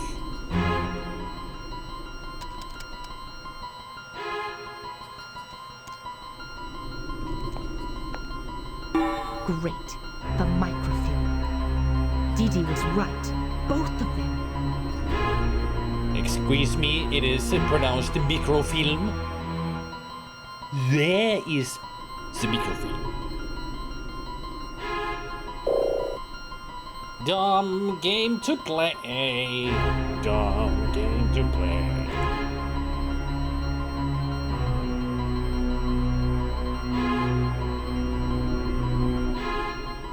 It was obvious the microscope comes in handy here. Just looking at these. So what we got? Great. I've worked out how to decipher the codes. You have?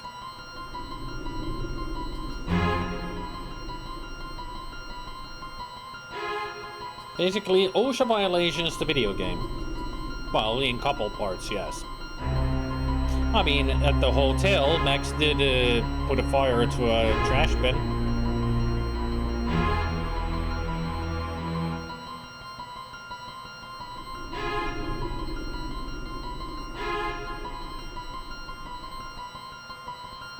Can't think of anything else they violated. Point being that these the game's stupid. Right. That's Marcus's code.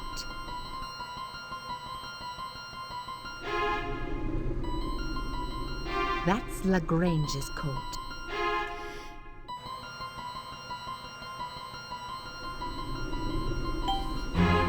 You know this by just knowing, right? Wow. Wow. Sounded like freaking The Squidward. microfilm from Dr. Wow. Dramish's lab was pretty incriminating. The fact that Marcos and Lagrange had had their throats cut by a left-handed person with a very sharp knife was certainly suspicious. But what motive could Dramish possibly have? Dee Dee and Ada decided to go for a stroll to mull things over. I stayed behind trying to piece this puzzle together. By the way, this is 90% how the story is told. We see a The cutscene, screech but of it's Max tires and the talking sound of over a it. gunshot brought me back to earth with a thud. There's I no leaped up and dialogue. ran outside. Dee Dee was lying in a pool of blood. The thugs had mistaken him for me. The only sign of Ada was her handbag. I grabbed it and ran. I had to think. Even during previous Ada sections, when we were playing I as wandered Ada, alone Max for a long was time before narrating. ending up in a gloomy restaurant where I tried to figure things out. I could smell Ada's perfume, and I began to relive memories of our relationship, memories which I now saw in a new light. Yeah, you met Our her first and then meeting. banged her. Great Too memories. See? The feeling I was being watched right from the start. The ink stain on her hand, which proved as clear as day she'd been in Lagrange's office before me. Everything seemed to point to the fact that she was somehow tied up with the murders. She's the murderer.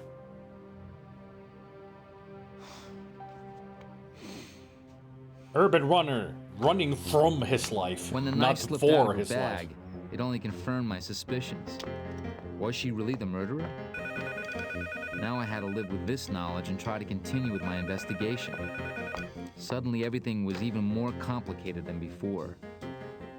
I was As lost if it in my wasn't thoughts complicated already. when I was called to the phone. Maybe she works for the French Secret Service. She's an agent. Undercover. So, you're Max Gardner, the meddling pencil pusher. You might still be alive now, but not for long.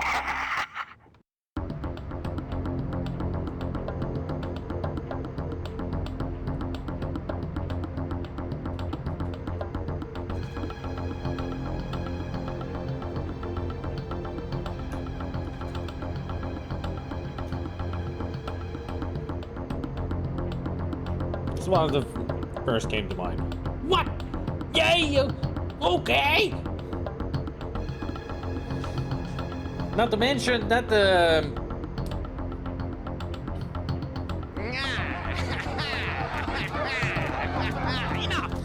reticle for the sniper rifle was like the cover for Predator. I mean, that's what it looks like on the movie cover of Predator, or at least the game cover. The all silly and no game makes Spidey go insane. Well, there's plenty of game in this. It's just the story makes me insane. What, you haven't seen enough? Hey, Panican, Ninja Warlord. That's what he's talking about. Dubbing.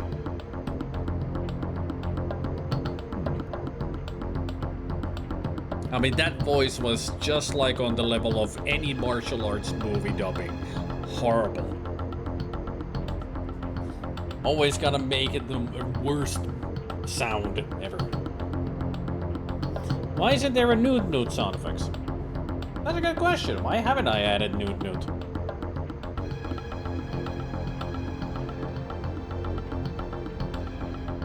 Oh, material arts. Oh, it could be marital arts. But still, what? Yeah, okay. Like, sure, suddenly sniper. What? What the fuck? Okay, so where do we duck? Do we go left? Do we go right? Do we go down? Do we go under the table there? Behind a stool? Behind a plant? Let's find out. Whoa, that sounds like gunfire. It's dark outside. How does it sound like gunfire when nobody has taken a shot?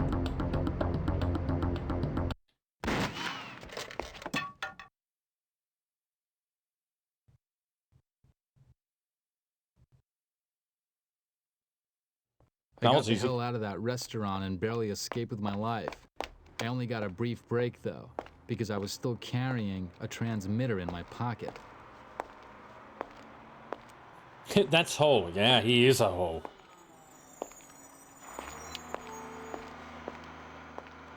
You heard that, Max? You're a Ho.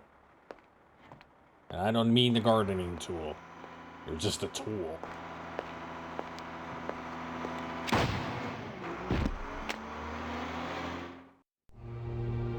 Was I supposed to duck? I thought that was a cutscene. Is it possible someone tried to shoot him for wearing that ill-fitting jacket? Most likely. This time they succeeded.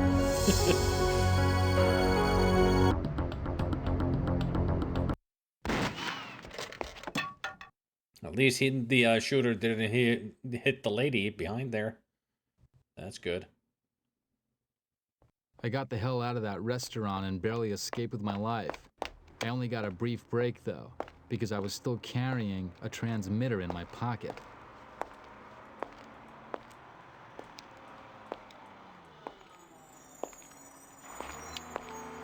Why wouldn't you throw it away? Oh. I'm supposed to take it out of my inventory and throw it away. Now we're gonna get shot again.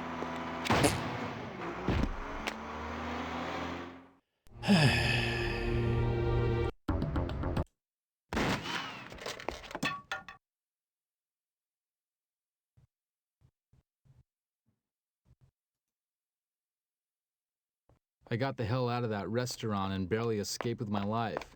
I only got a brief break, though, because I was still carrying a transmitter in my pocket. Which one of these is the... Well, there's the knife. Throw that away.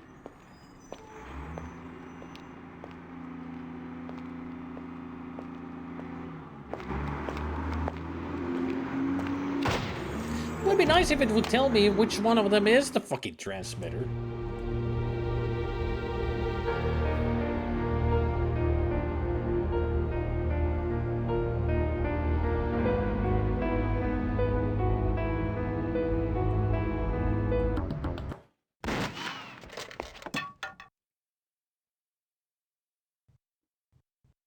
You know, instead of going through each item at a time and dying I over got and the hell over out of again, that I had to restaurant look and up barely what the item escaped with was. my life.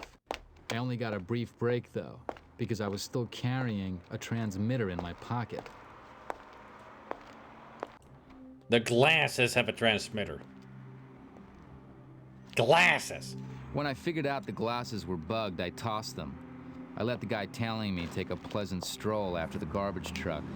I was through with being a target. I decided to go back to Lagrange's office where I'd seen his weapon collection. But in the alley behind the pool hall, I got sidetracked by an enterprising youth and his rigged card game. His rap started to get to me. I was just considering smashing the jerk's face in when I spotted Marcos's watch among all his crap. I decided to play it cool. Apparently so. Only the, you know, transmitter told them where we were.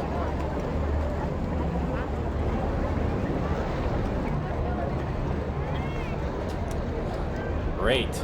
A game of luck. Just what you needed in a game like this.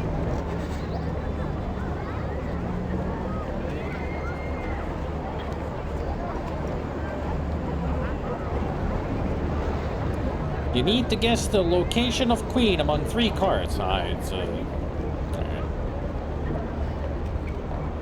Ooh, not consecutive wins. Oh, good.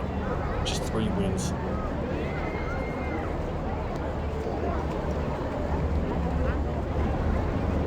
Marcos's watch. That's Tony Marcos's watch. He offered me a go with the cards. I tried to tell him I had nothing to bet, but he wouldn't listen.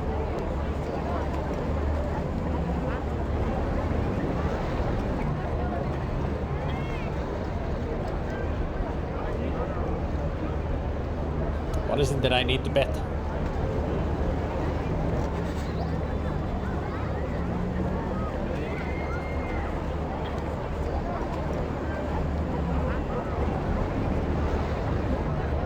I wish he'd just buzz off.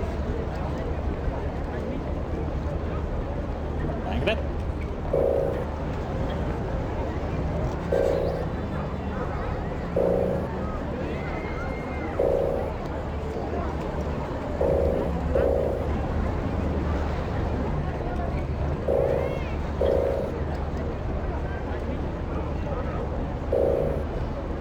I can't just steal stuff from him. I told the sucker I was Inspector Van Bell. He was familiar with the inspector's reputation and offered me a free game. I had to guess where the Queen of Diamonds was 3 times. And 1, and 2, and 3. Gather round now, the watching's free. The cards are straight, follow the queen. Follow the diamond queen. Where's she gonna end up? Where's she gonna go? 7 of spades, not there. 8 of clubs, not there. Where's she? She there? She there? She there? Up, up, round they go, round they go. Where's the lady now? Ah, what a shame, but don't give up now.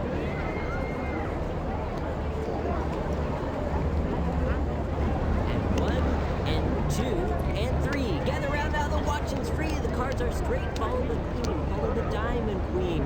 Ready, watch carefully. She there, 8 of clubs. No, 7 of spades. Come on, where's she going? Where's she going? Up, up, round they go, nice and slow. Where's she gonna be?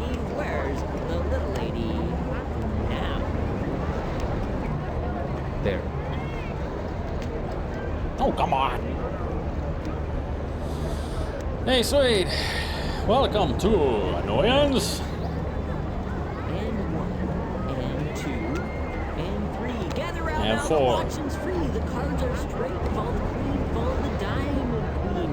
Is she there? No, 7 spades. Where'd she go? Where'd she go? Up, up, round they go. Is she there? No, 7 of spades again. 8 of clubs. Where's she going? Up, up, round they go. Where? Now.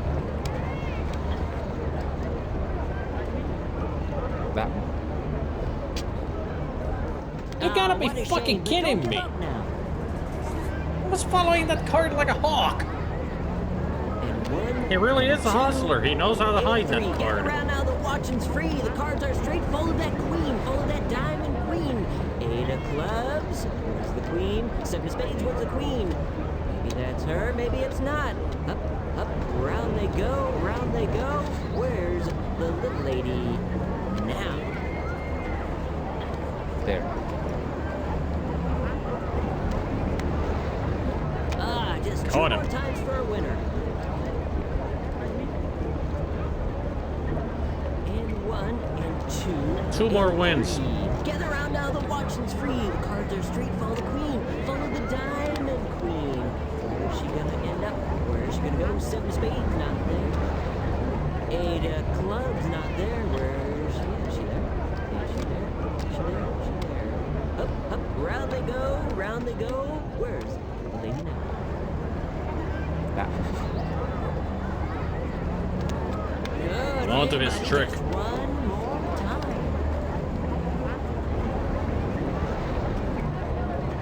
And 1. I wonder what he said there. And 3. Gather around now, the watching's free. The cards are straight. Follow that queen, follow that diamond queen. 7 spades, she's not there. Where's she at? 8 of clubs, where's the little lady? Maybe she's there, maybe she's not. Up, up, round they go. Where's the little lady now? It's that one. Darn. No? Yeah. Fuck you. Crook off my back. I'm on to your tricks. And the watch I wanted. All I had to do now was break into Lagrange's office. But there was another problem waiting for me.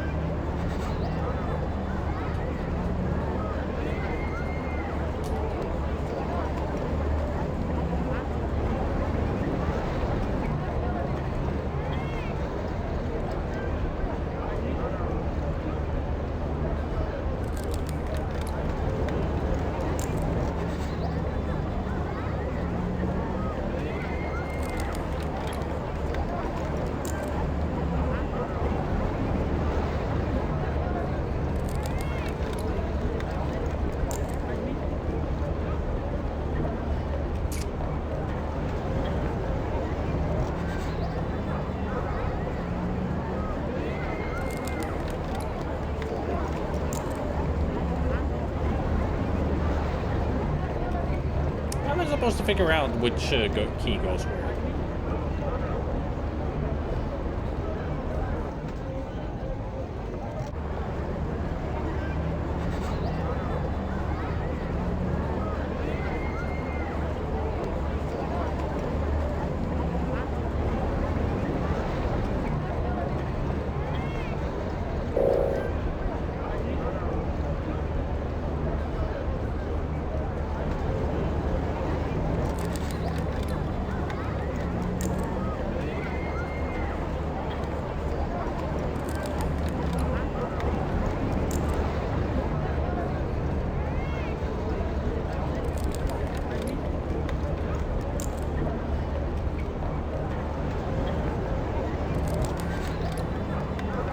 Nope.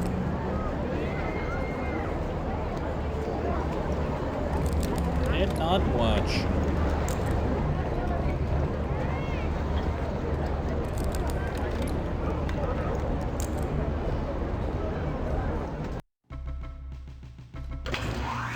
Four, two, one. Yet again, the I finally birthday managed to get a gun from Lagrange's collection. birthday of Ada. Thanks to what Sergio told me, I'd found the building where his men hung out. He was I in knew love I'd with never her. be the same again after what was about to happen. I didn't give a damn who was who. I was driven by a thirst for vengeance. I was gonna make Ada's kidnappers and Dee Dee's killers pay. One by one. Especially you. Thwarted you twice already.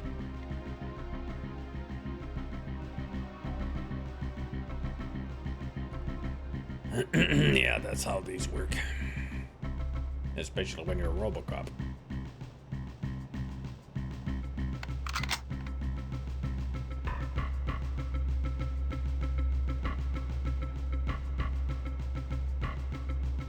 Apparently this was from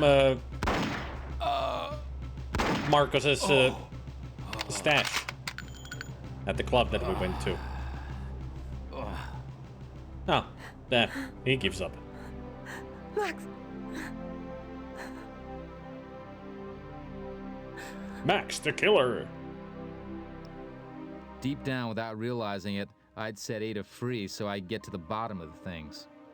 How could she have played this obscene comedy, sleeping with me when all the cops in town were after me for the murder she'd committed in cold blood? How could she have strung us along with all that Dr. Dramish, the left-handed scalpel-wielding madwoman stuff, when she was the one who'd done them in?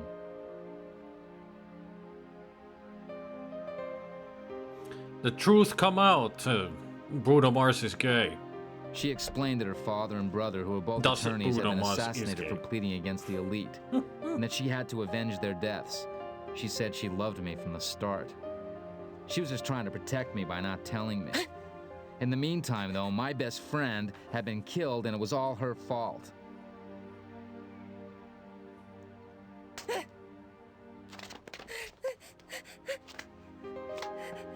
And now kiss.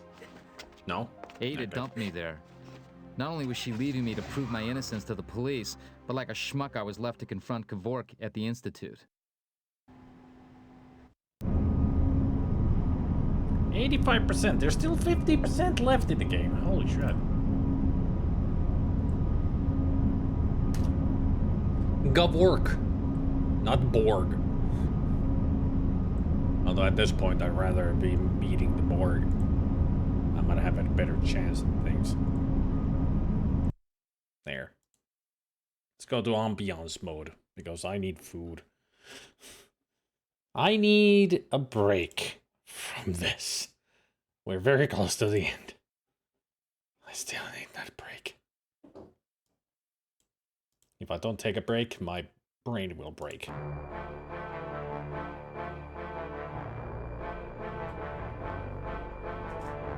I've never played any of the action Star Trek games. I am interested in Elite Force, though.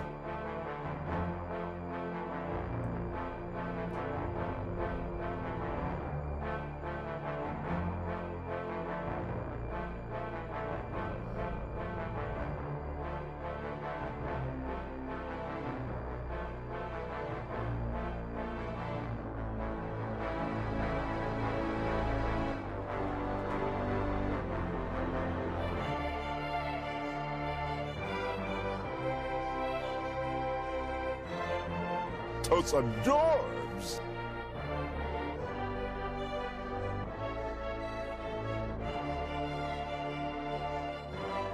There's Gabriel. Yet again, kicking the ball.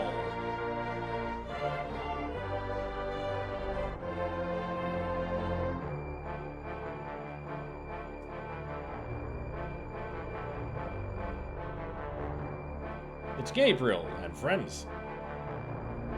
Not Garfield, Gabriel.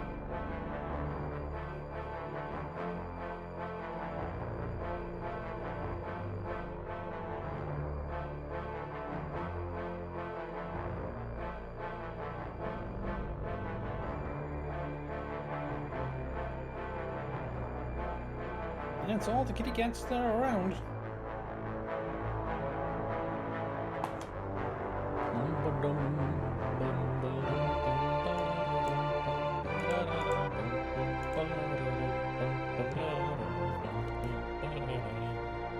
One tortilla pizza goes to oven. For me, nothing will go to the oven, but something is coming out of the fridge for sure. I don't know what yet, though.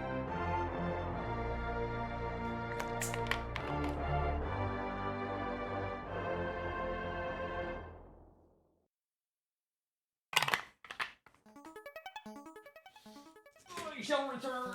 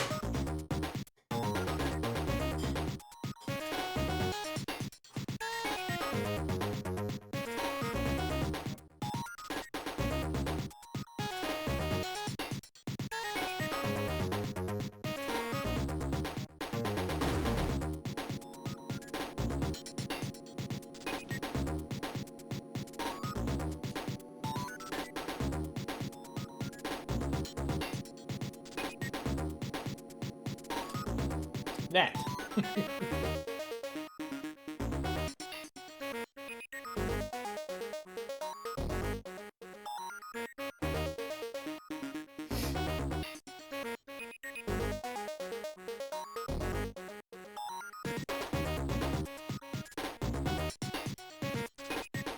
It is meatballs, and that is chicken casserole.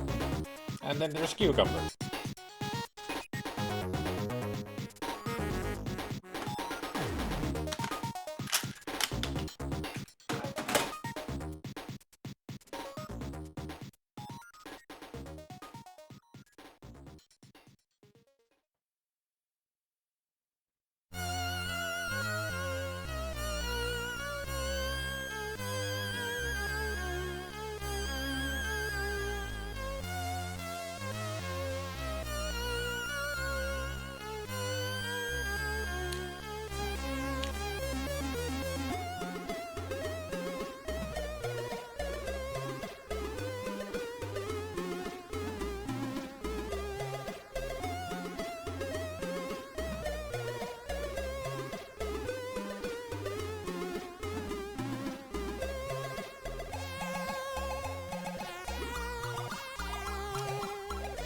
By the way, is our darling Specky around?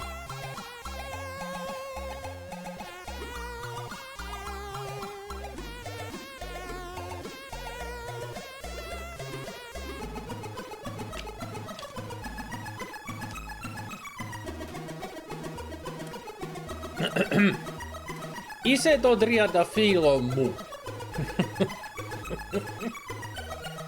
I learned that word today.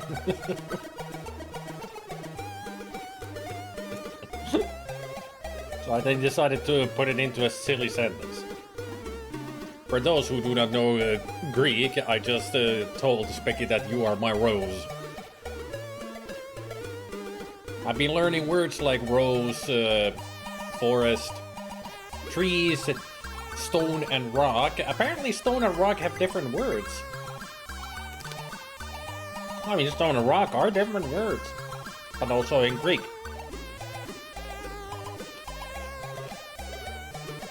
And also planet, galaxy, the sky, star, moon, earth.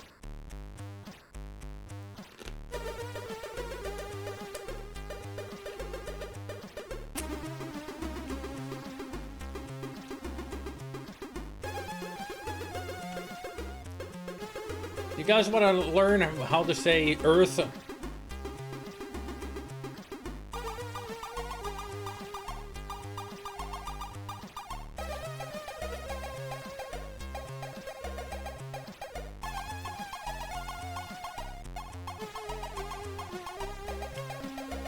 You are my meat pie with extra cream?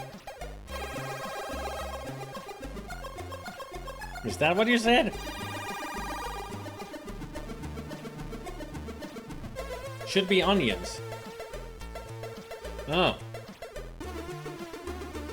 I think I've learned a different word for onion. I haven't learned the word for cream, so I was just guessing.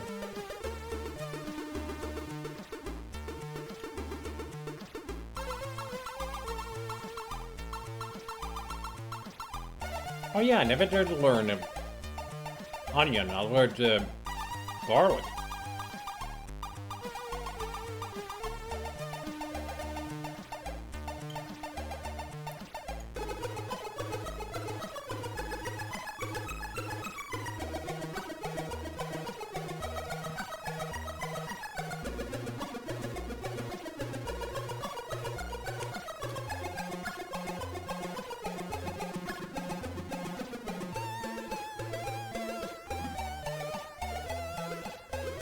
It made it sound very dirty, yeah. But sweet, you want to learn how to say earth? In Greece? Or Greek? I'd rather not the country, but the language. Ye.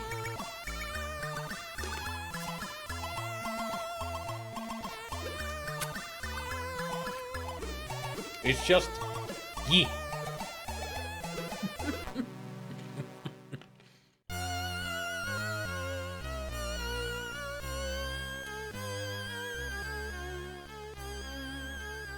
E-ye. Gotta have the preposition first. So it's the earth. E-ye.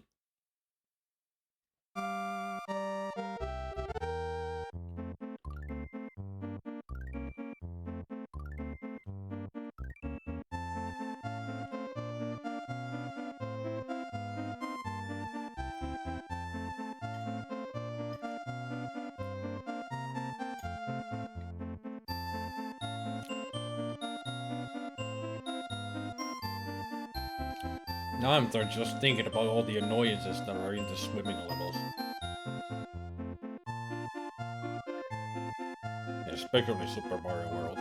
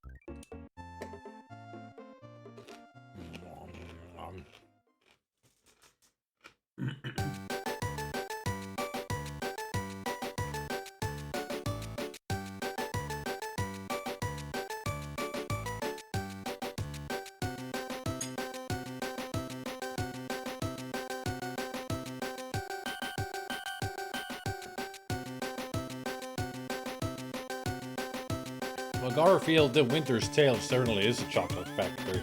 It is shit.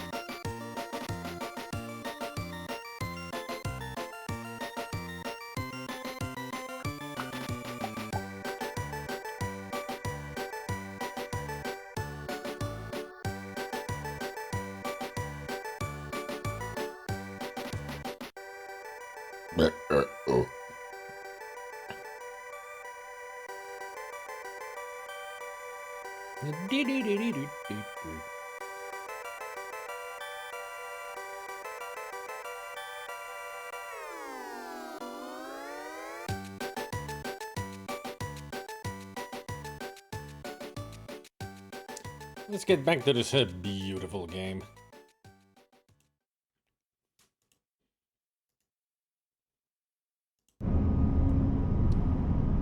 Music, huh? Yes, this is what music sounds like.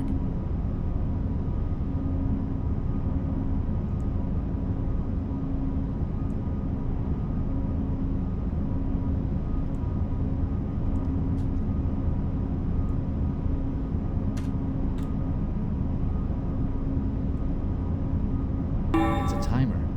They must use it for lab experiments. It's not a timer, that's a bell. It says bell. Oh, it's an egg timer.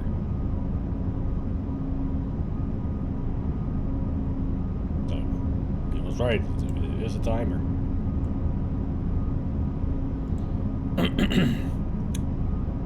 You mean to tell me she used this butter knife letter opener to kill people? It's small and can be easily hidden.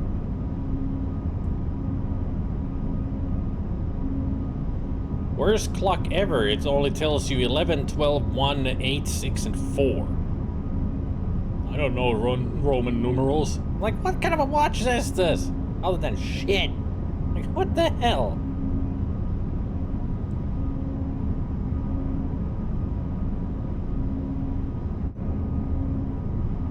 It's got a hidden compartment. Of course it does.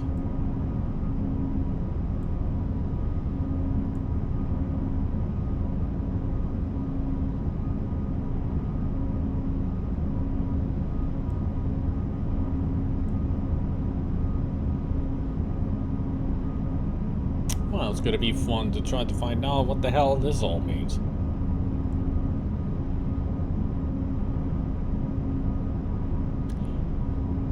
He turns it. Alright. So there's a secret to that then.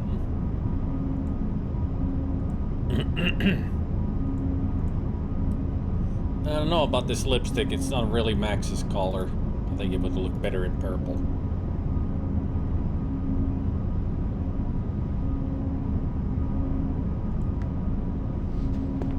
Hey, there's Dr. Dramish again with Kevork himself. At last I can put a face to the name and voice of the elite's brainchild. Kevork. So, that little man with his silver cane is Kevork, mastermind of the elite and founding father of this research institute, both of which he created to execute his evil plans. I get it now. It was thanks to Dr. Dramish's research that Kevork was able to carry out his illegal biological experiments. I was quite surprised that they have no idea already I'm here. I have to find a way of taking them by surprise. I can place something on the ledge in front of this window if I want. Too bad we don't really have anything to put there, other than a bell. I better not still be here when it goes off.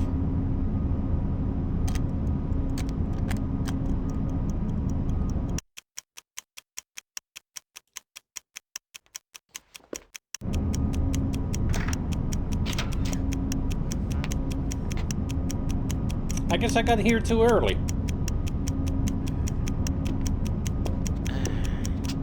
The bell should have rang already. It's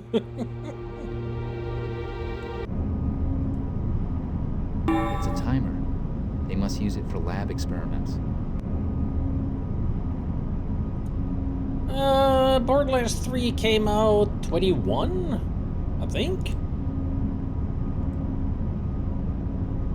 I think it was 21.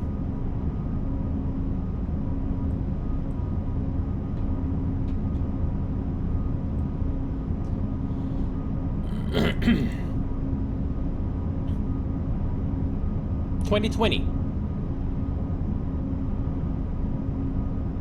So, Borderlands 3 is already 4 years old and I still haven't played the game through. What's wrong with me?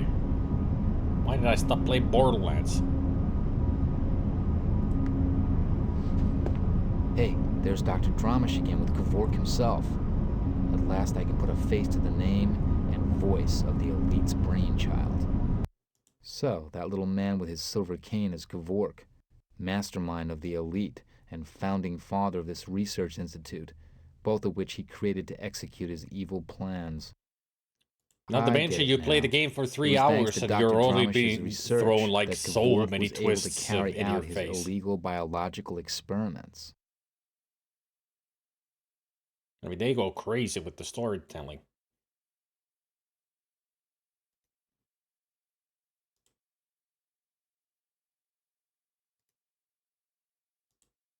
I better not still be here when it goes off.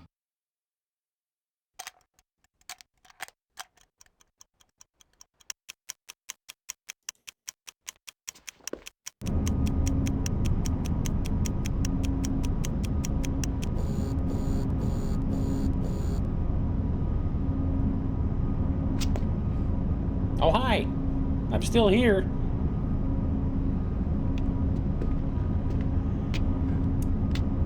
So just using the bell is a bad idea. Got it.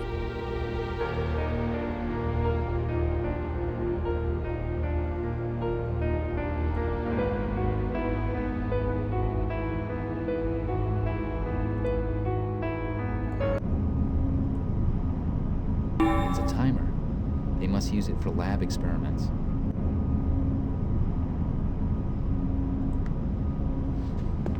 Hey, there's Dr. Dramish again with Kevork himself. Voice of the elite's brainchild.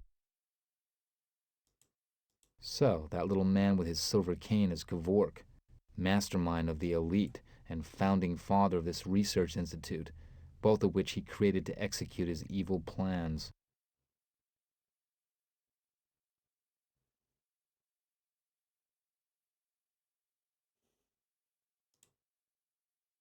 I get it now.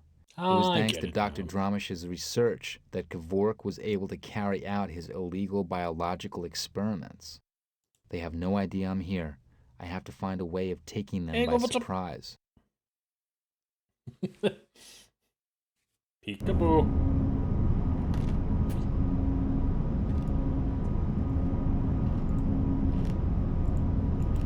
I can place something on the ledge in front of this window if I want. Again, save now? Alright.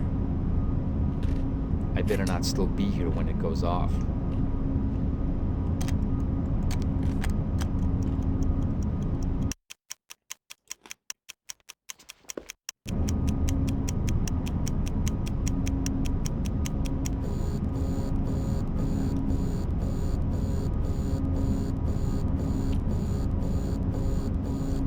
My surprise entry gave me the upper hand, and I kept it. The doctor threatened to shoot, then just gave up. She launched into a lengthy explanation. No, she had never shared the elite's extremist views.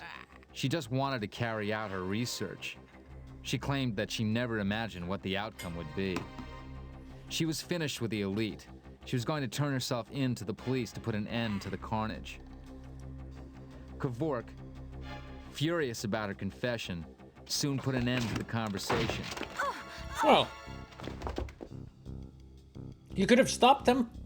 He locked the room and filled it with poisonous gas. So he farted in there, right? I could hear Dr. Dramish trying to say something. Moving closer, I caught her dying words. Something about Kevork's microfilm. She managed to make a mark on the floor before she died.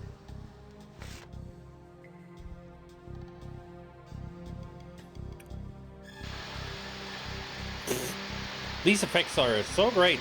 Look so real.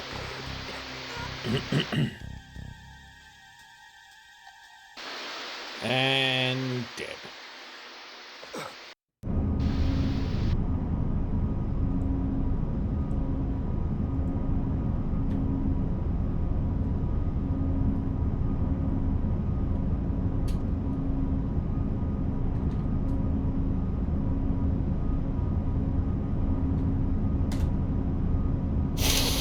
Vintage.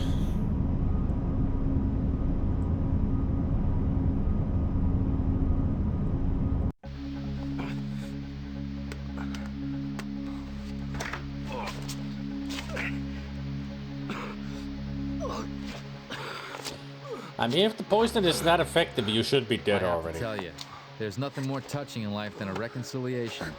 I felt guilty as hell that I'd blamed Ada for my friend's death.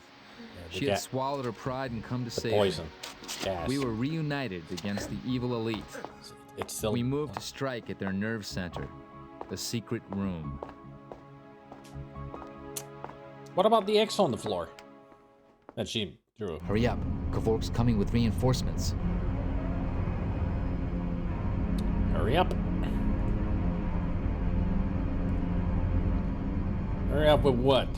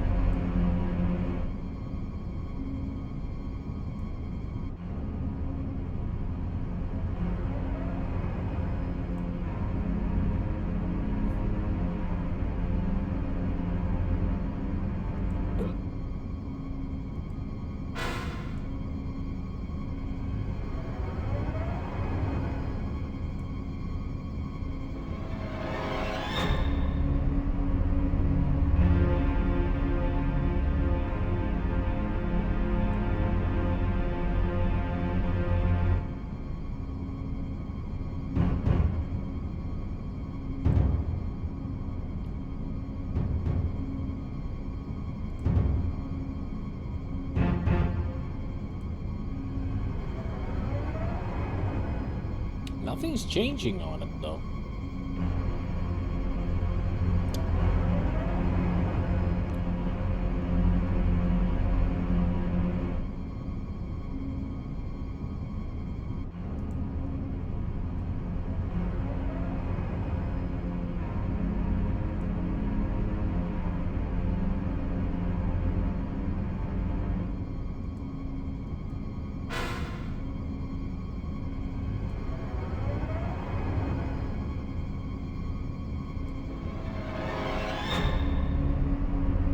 It says push the winder, but he pulls the winder here.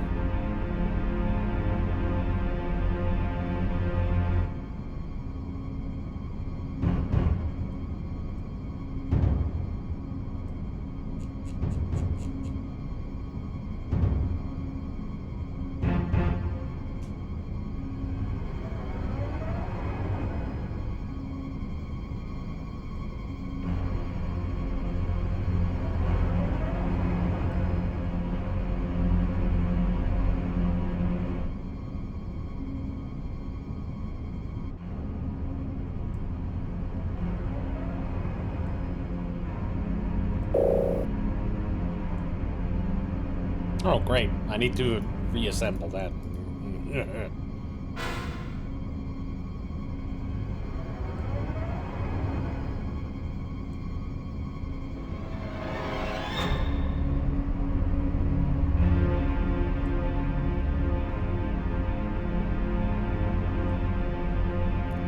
Let's grant the Antonio the title of First Lieutenant. Lev Kevork. Planet Earth, November 29th. Can they sign these at Mars and Venus?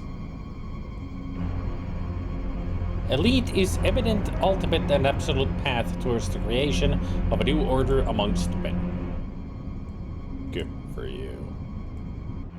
You as a disciple is in joining Elite today, hereby promises to serve the cause faithfully to your last breath. Well, you certainly did because you killed him. Oh! The access to the room seems to be controlled by a clockwork system. This round room is the very nerve center of the Elite Research Institute.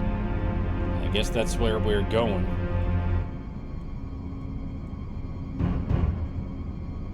After we get through this door. Oh!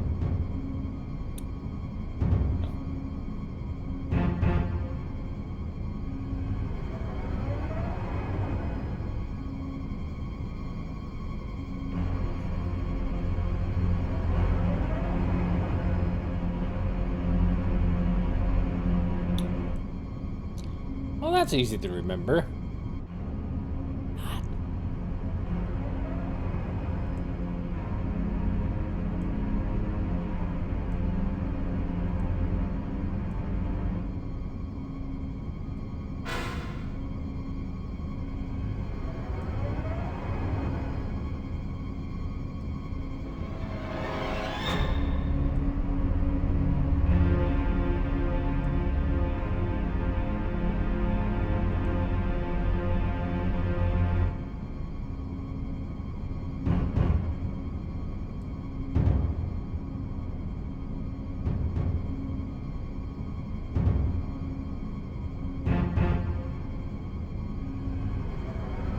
There, remove the winder.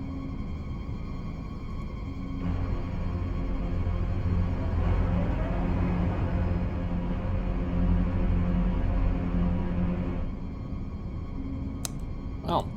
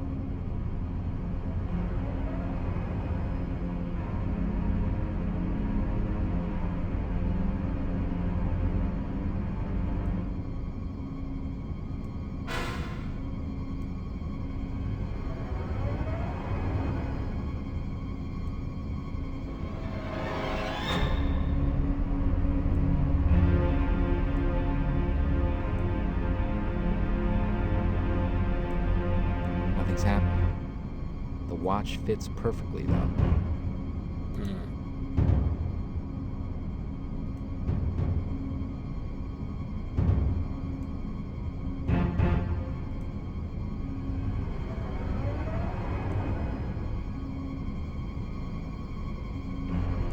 It's one of those I get it moments.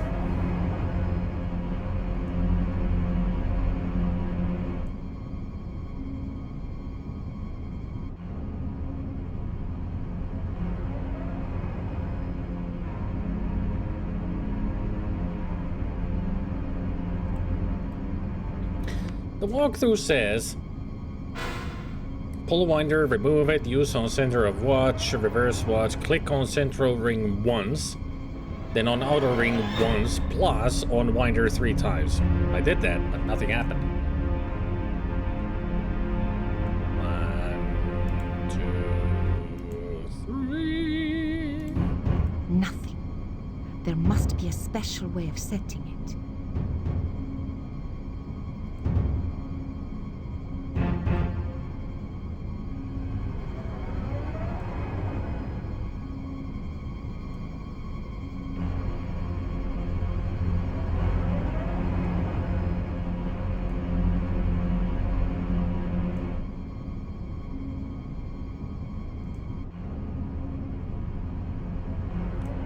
If I do like this, then like this, then I turn it, then I push 3 times.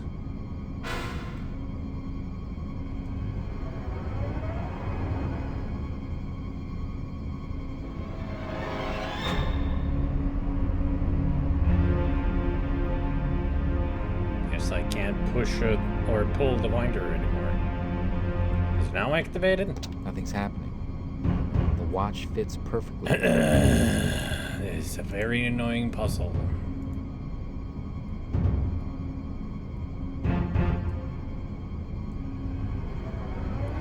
Like, what the fuck are you supposed to do with this? The Elite's 3 key members all had microfilm implanted here.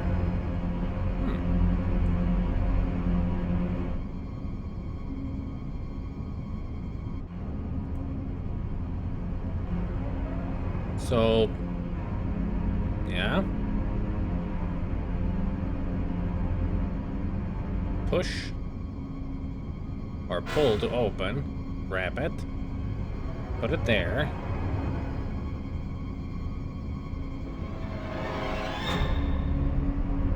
Off and on. ABC will be on.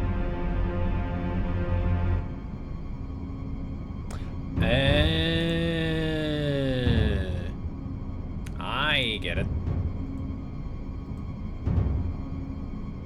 I got this. I got this.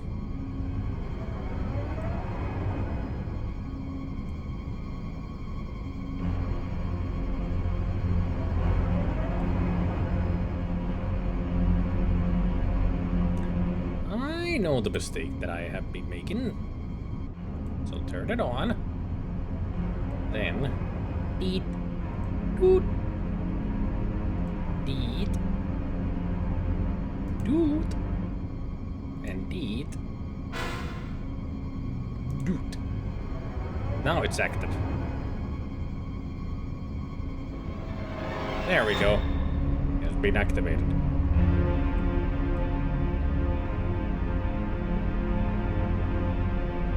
What a locking mechanism.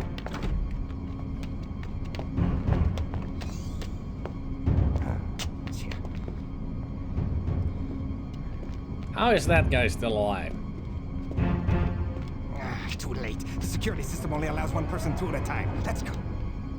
Who do you think you are, entering my place like this? You're going to regret that move. Don't waste your time trying to be clever. You're my prisoners now. I suggest you start praying fast.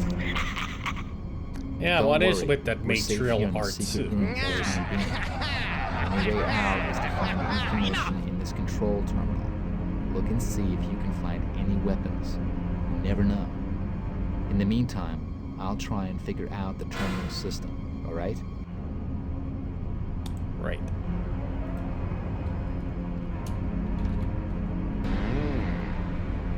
Orson.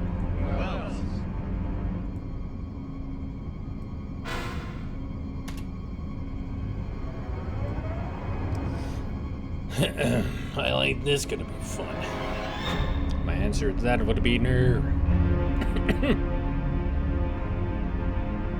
Get back, you scum! Don't you lay a hand on it! I will lay as many hands on it as I want, and I've got 2.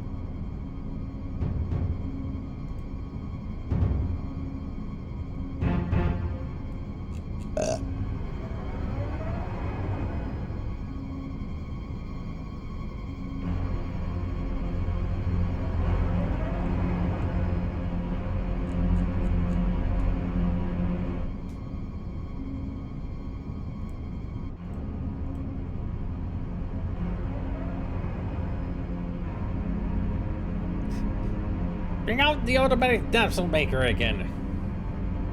Poof.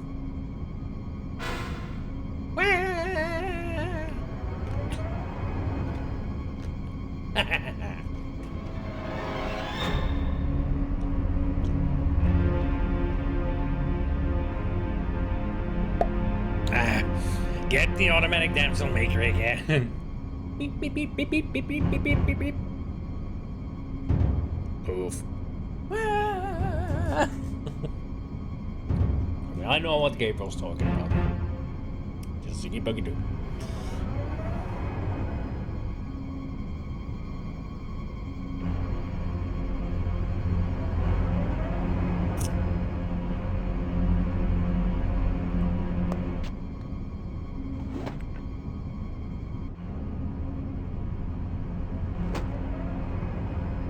Great. A laser.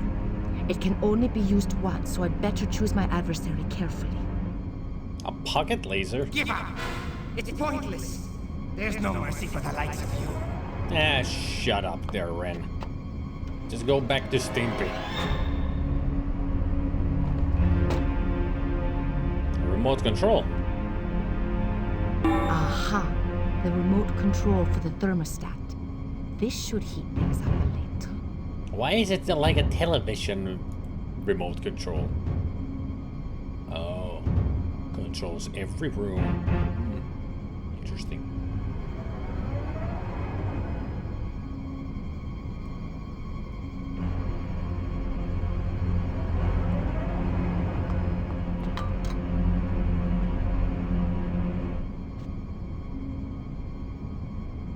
It's nearly empty. There's still a little insecticide left. What? That should be enough for the 3 roaches after us. Huh?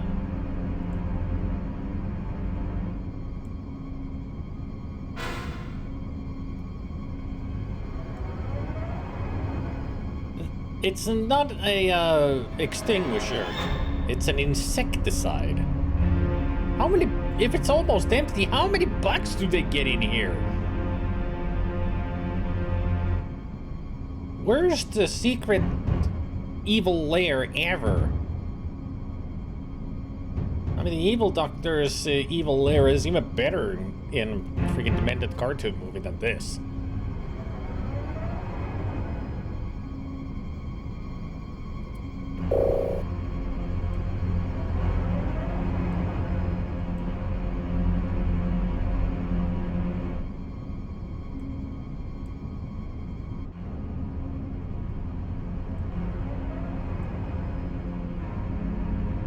Program validated.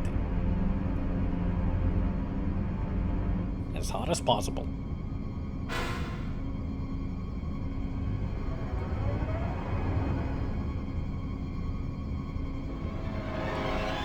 So, you're the woman who decimated my troops.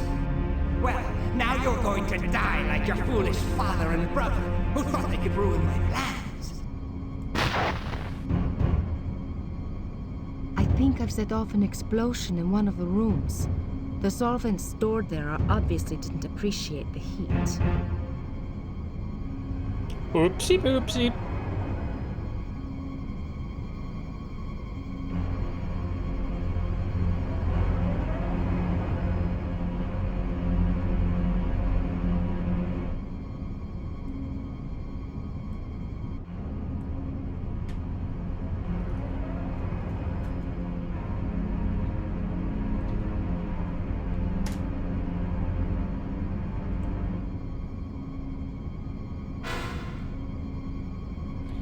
Sure, they give you a lot of. You meddling journalist!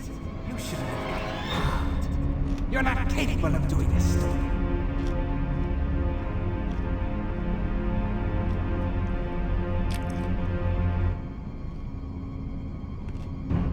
You just don't realize who you're up against.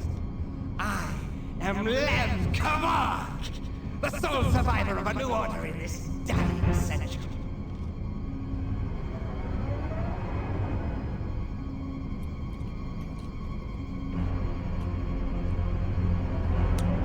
How would you like to join my laboratory rats?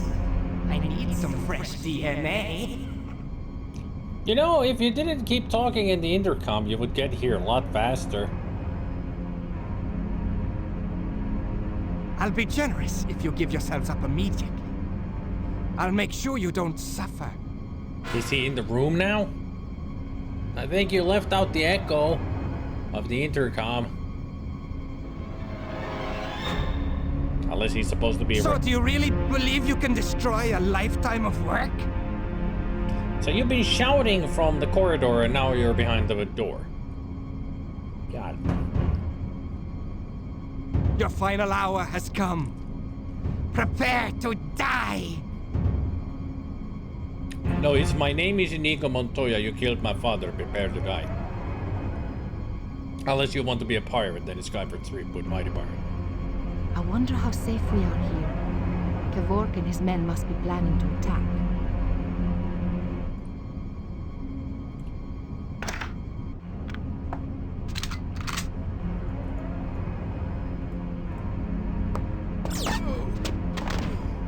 Yes. Just killed him with a fucking laser. Of all things. A laser pointer that apparently was a gun. A laser gun. No, this is not ridiculous at all.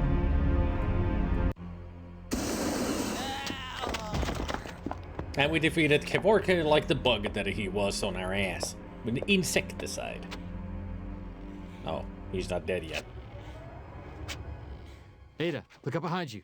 Oh. Oh no, she's been hit. Ada. Oh no. Guys, Ada's been hit. Ada to die? After all, she's a criminal. Or should she stay alive? She did save Max. We can choose to let her die or survive?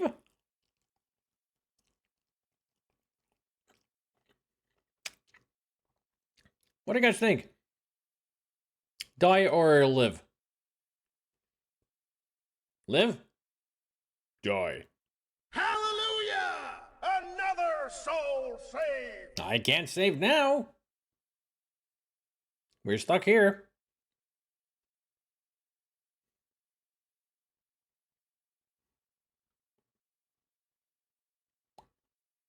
If you want her to survive, give me a thumbs up. If you want her to die, give me a thumbs down.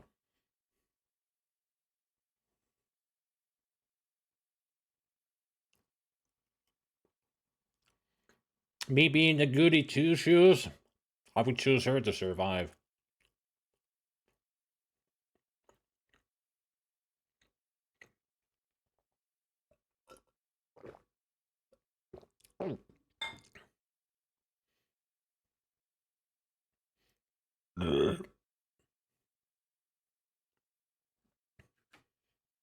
At least I got one thumbs up, so she's gonna survive.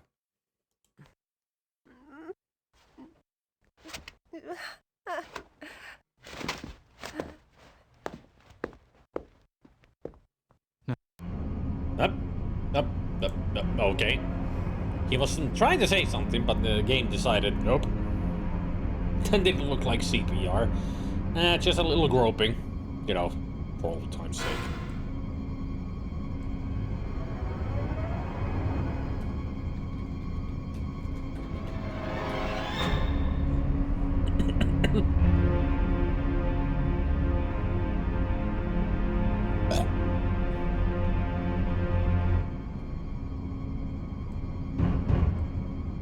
How many deaths do you have on your conscience, murderer? Plenty. Lev's key ring. Alright.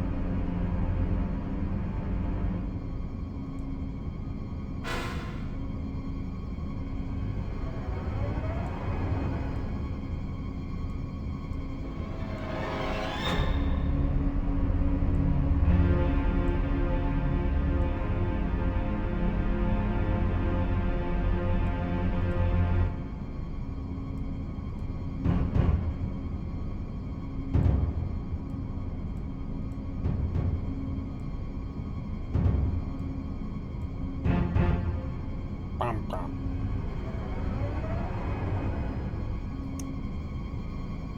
And there you are.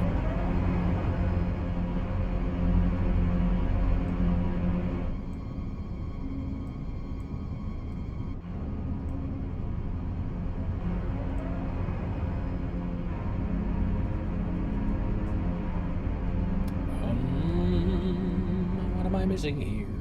A lot of stuff for sure. Many things in the wrong place.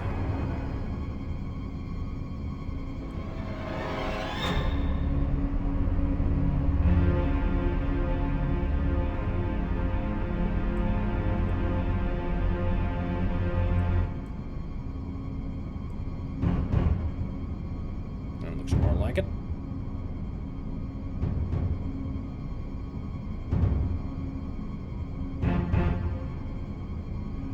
Bum, bum.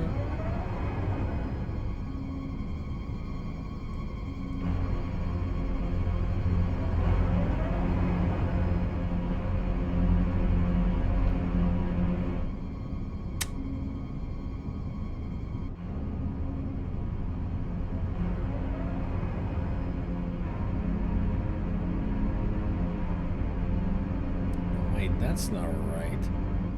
And this goes here. And that's more like it.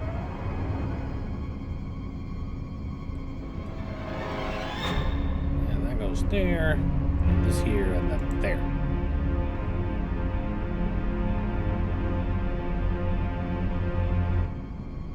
S1 to... Oh. Just seeing that these are not right.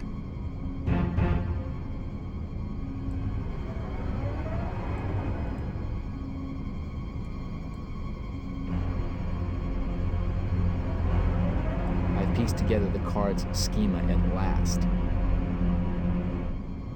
And this helps me... One way?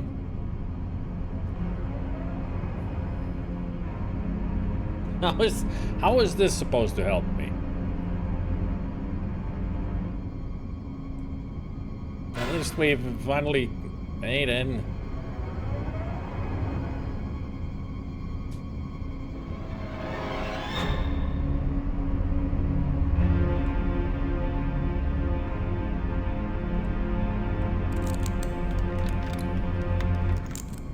Nothing.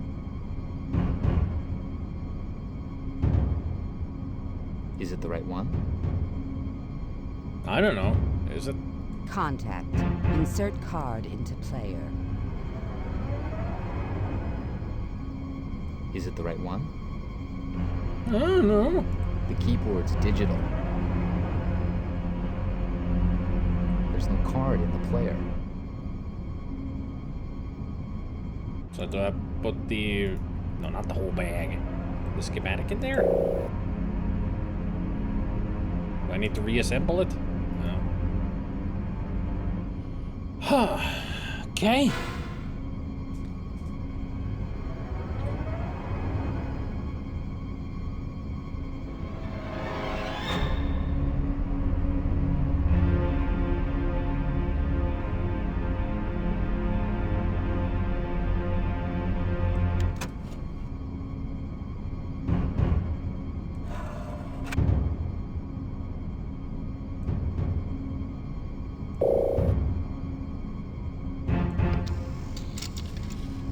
Indicate the switch positions.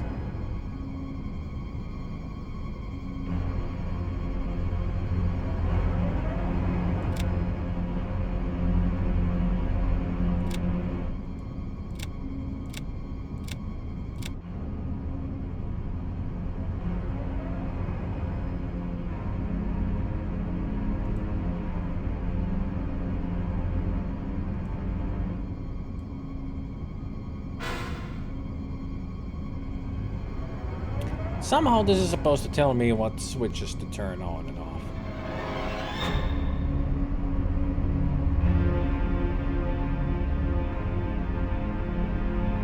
Oh! The S5, 4, and 1 don't have that yellow bar between them, so it would be 2, 3, and 6, I think. So, that one back, that one back, that one back.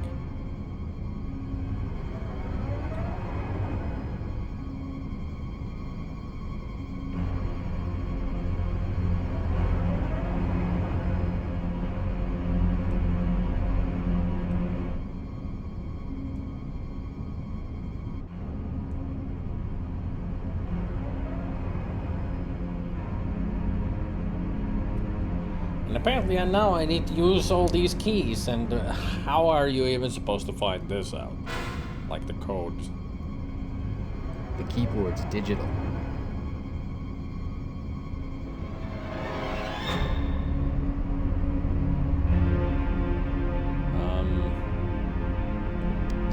Enter each code and validate separately.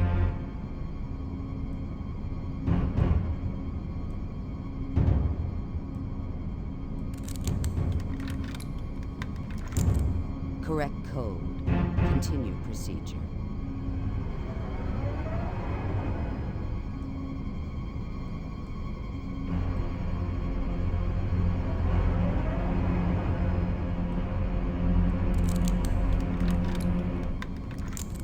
Correct code. Continue procedure. Anybody got any idea why we are even doing this? Self-destruct mode?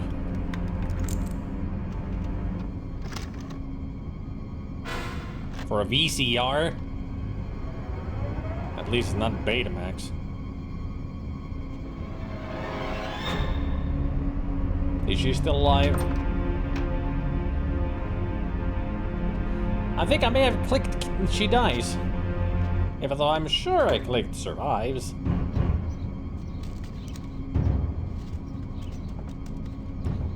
Funny.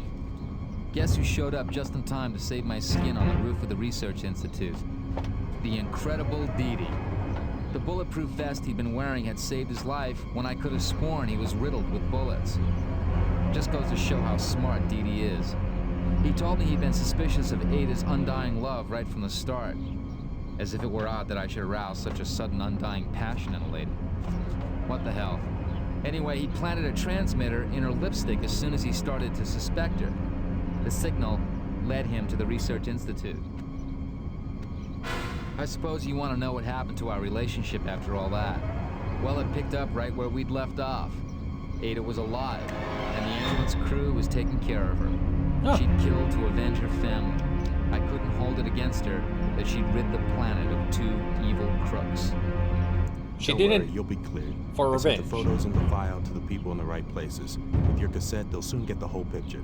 Now, if you want to know the finer details of the affair, just ask me. I've got the whole thing worked out.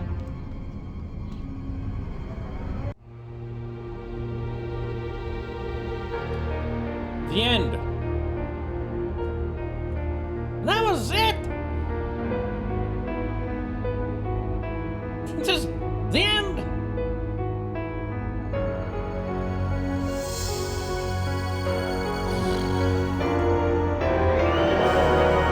Also, there were supposed to be 3 bad guys. There was Kevork and the Eraser. What happened to the third guy with them? Did they just leave? The Eraser, Lagrange's trusty henchman, was in charge of all the sensitive missions. His boss ordered him to follow you day and night. He was the one that shot at me instead of you once he traced you to my dump, thanks to the bugged glasses.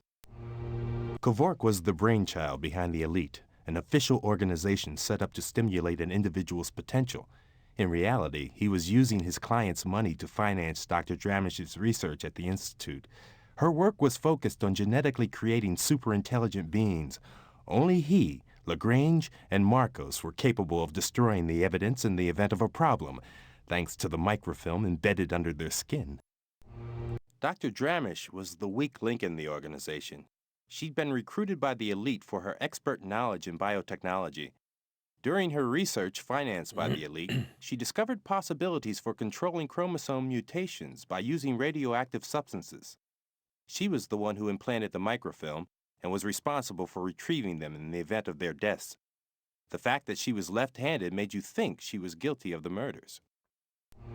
Like Lagrange and Kevork, Marcos the trafficker was the other cornerstone of the elite. He was in charge of buying and transporting the crude radioactive substances from abroad. He refined them in his clandestine plants and then delivered the final product to the Institute. You photographed him with Lagrange in one of his warehouses. Ada killed him in the sauna where he had given you an appointment in the hope of buying back the film.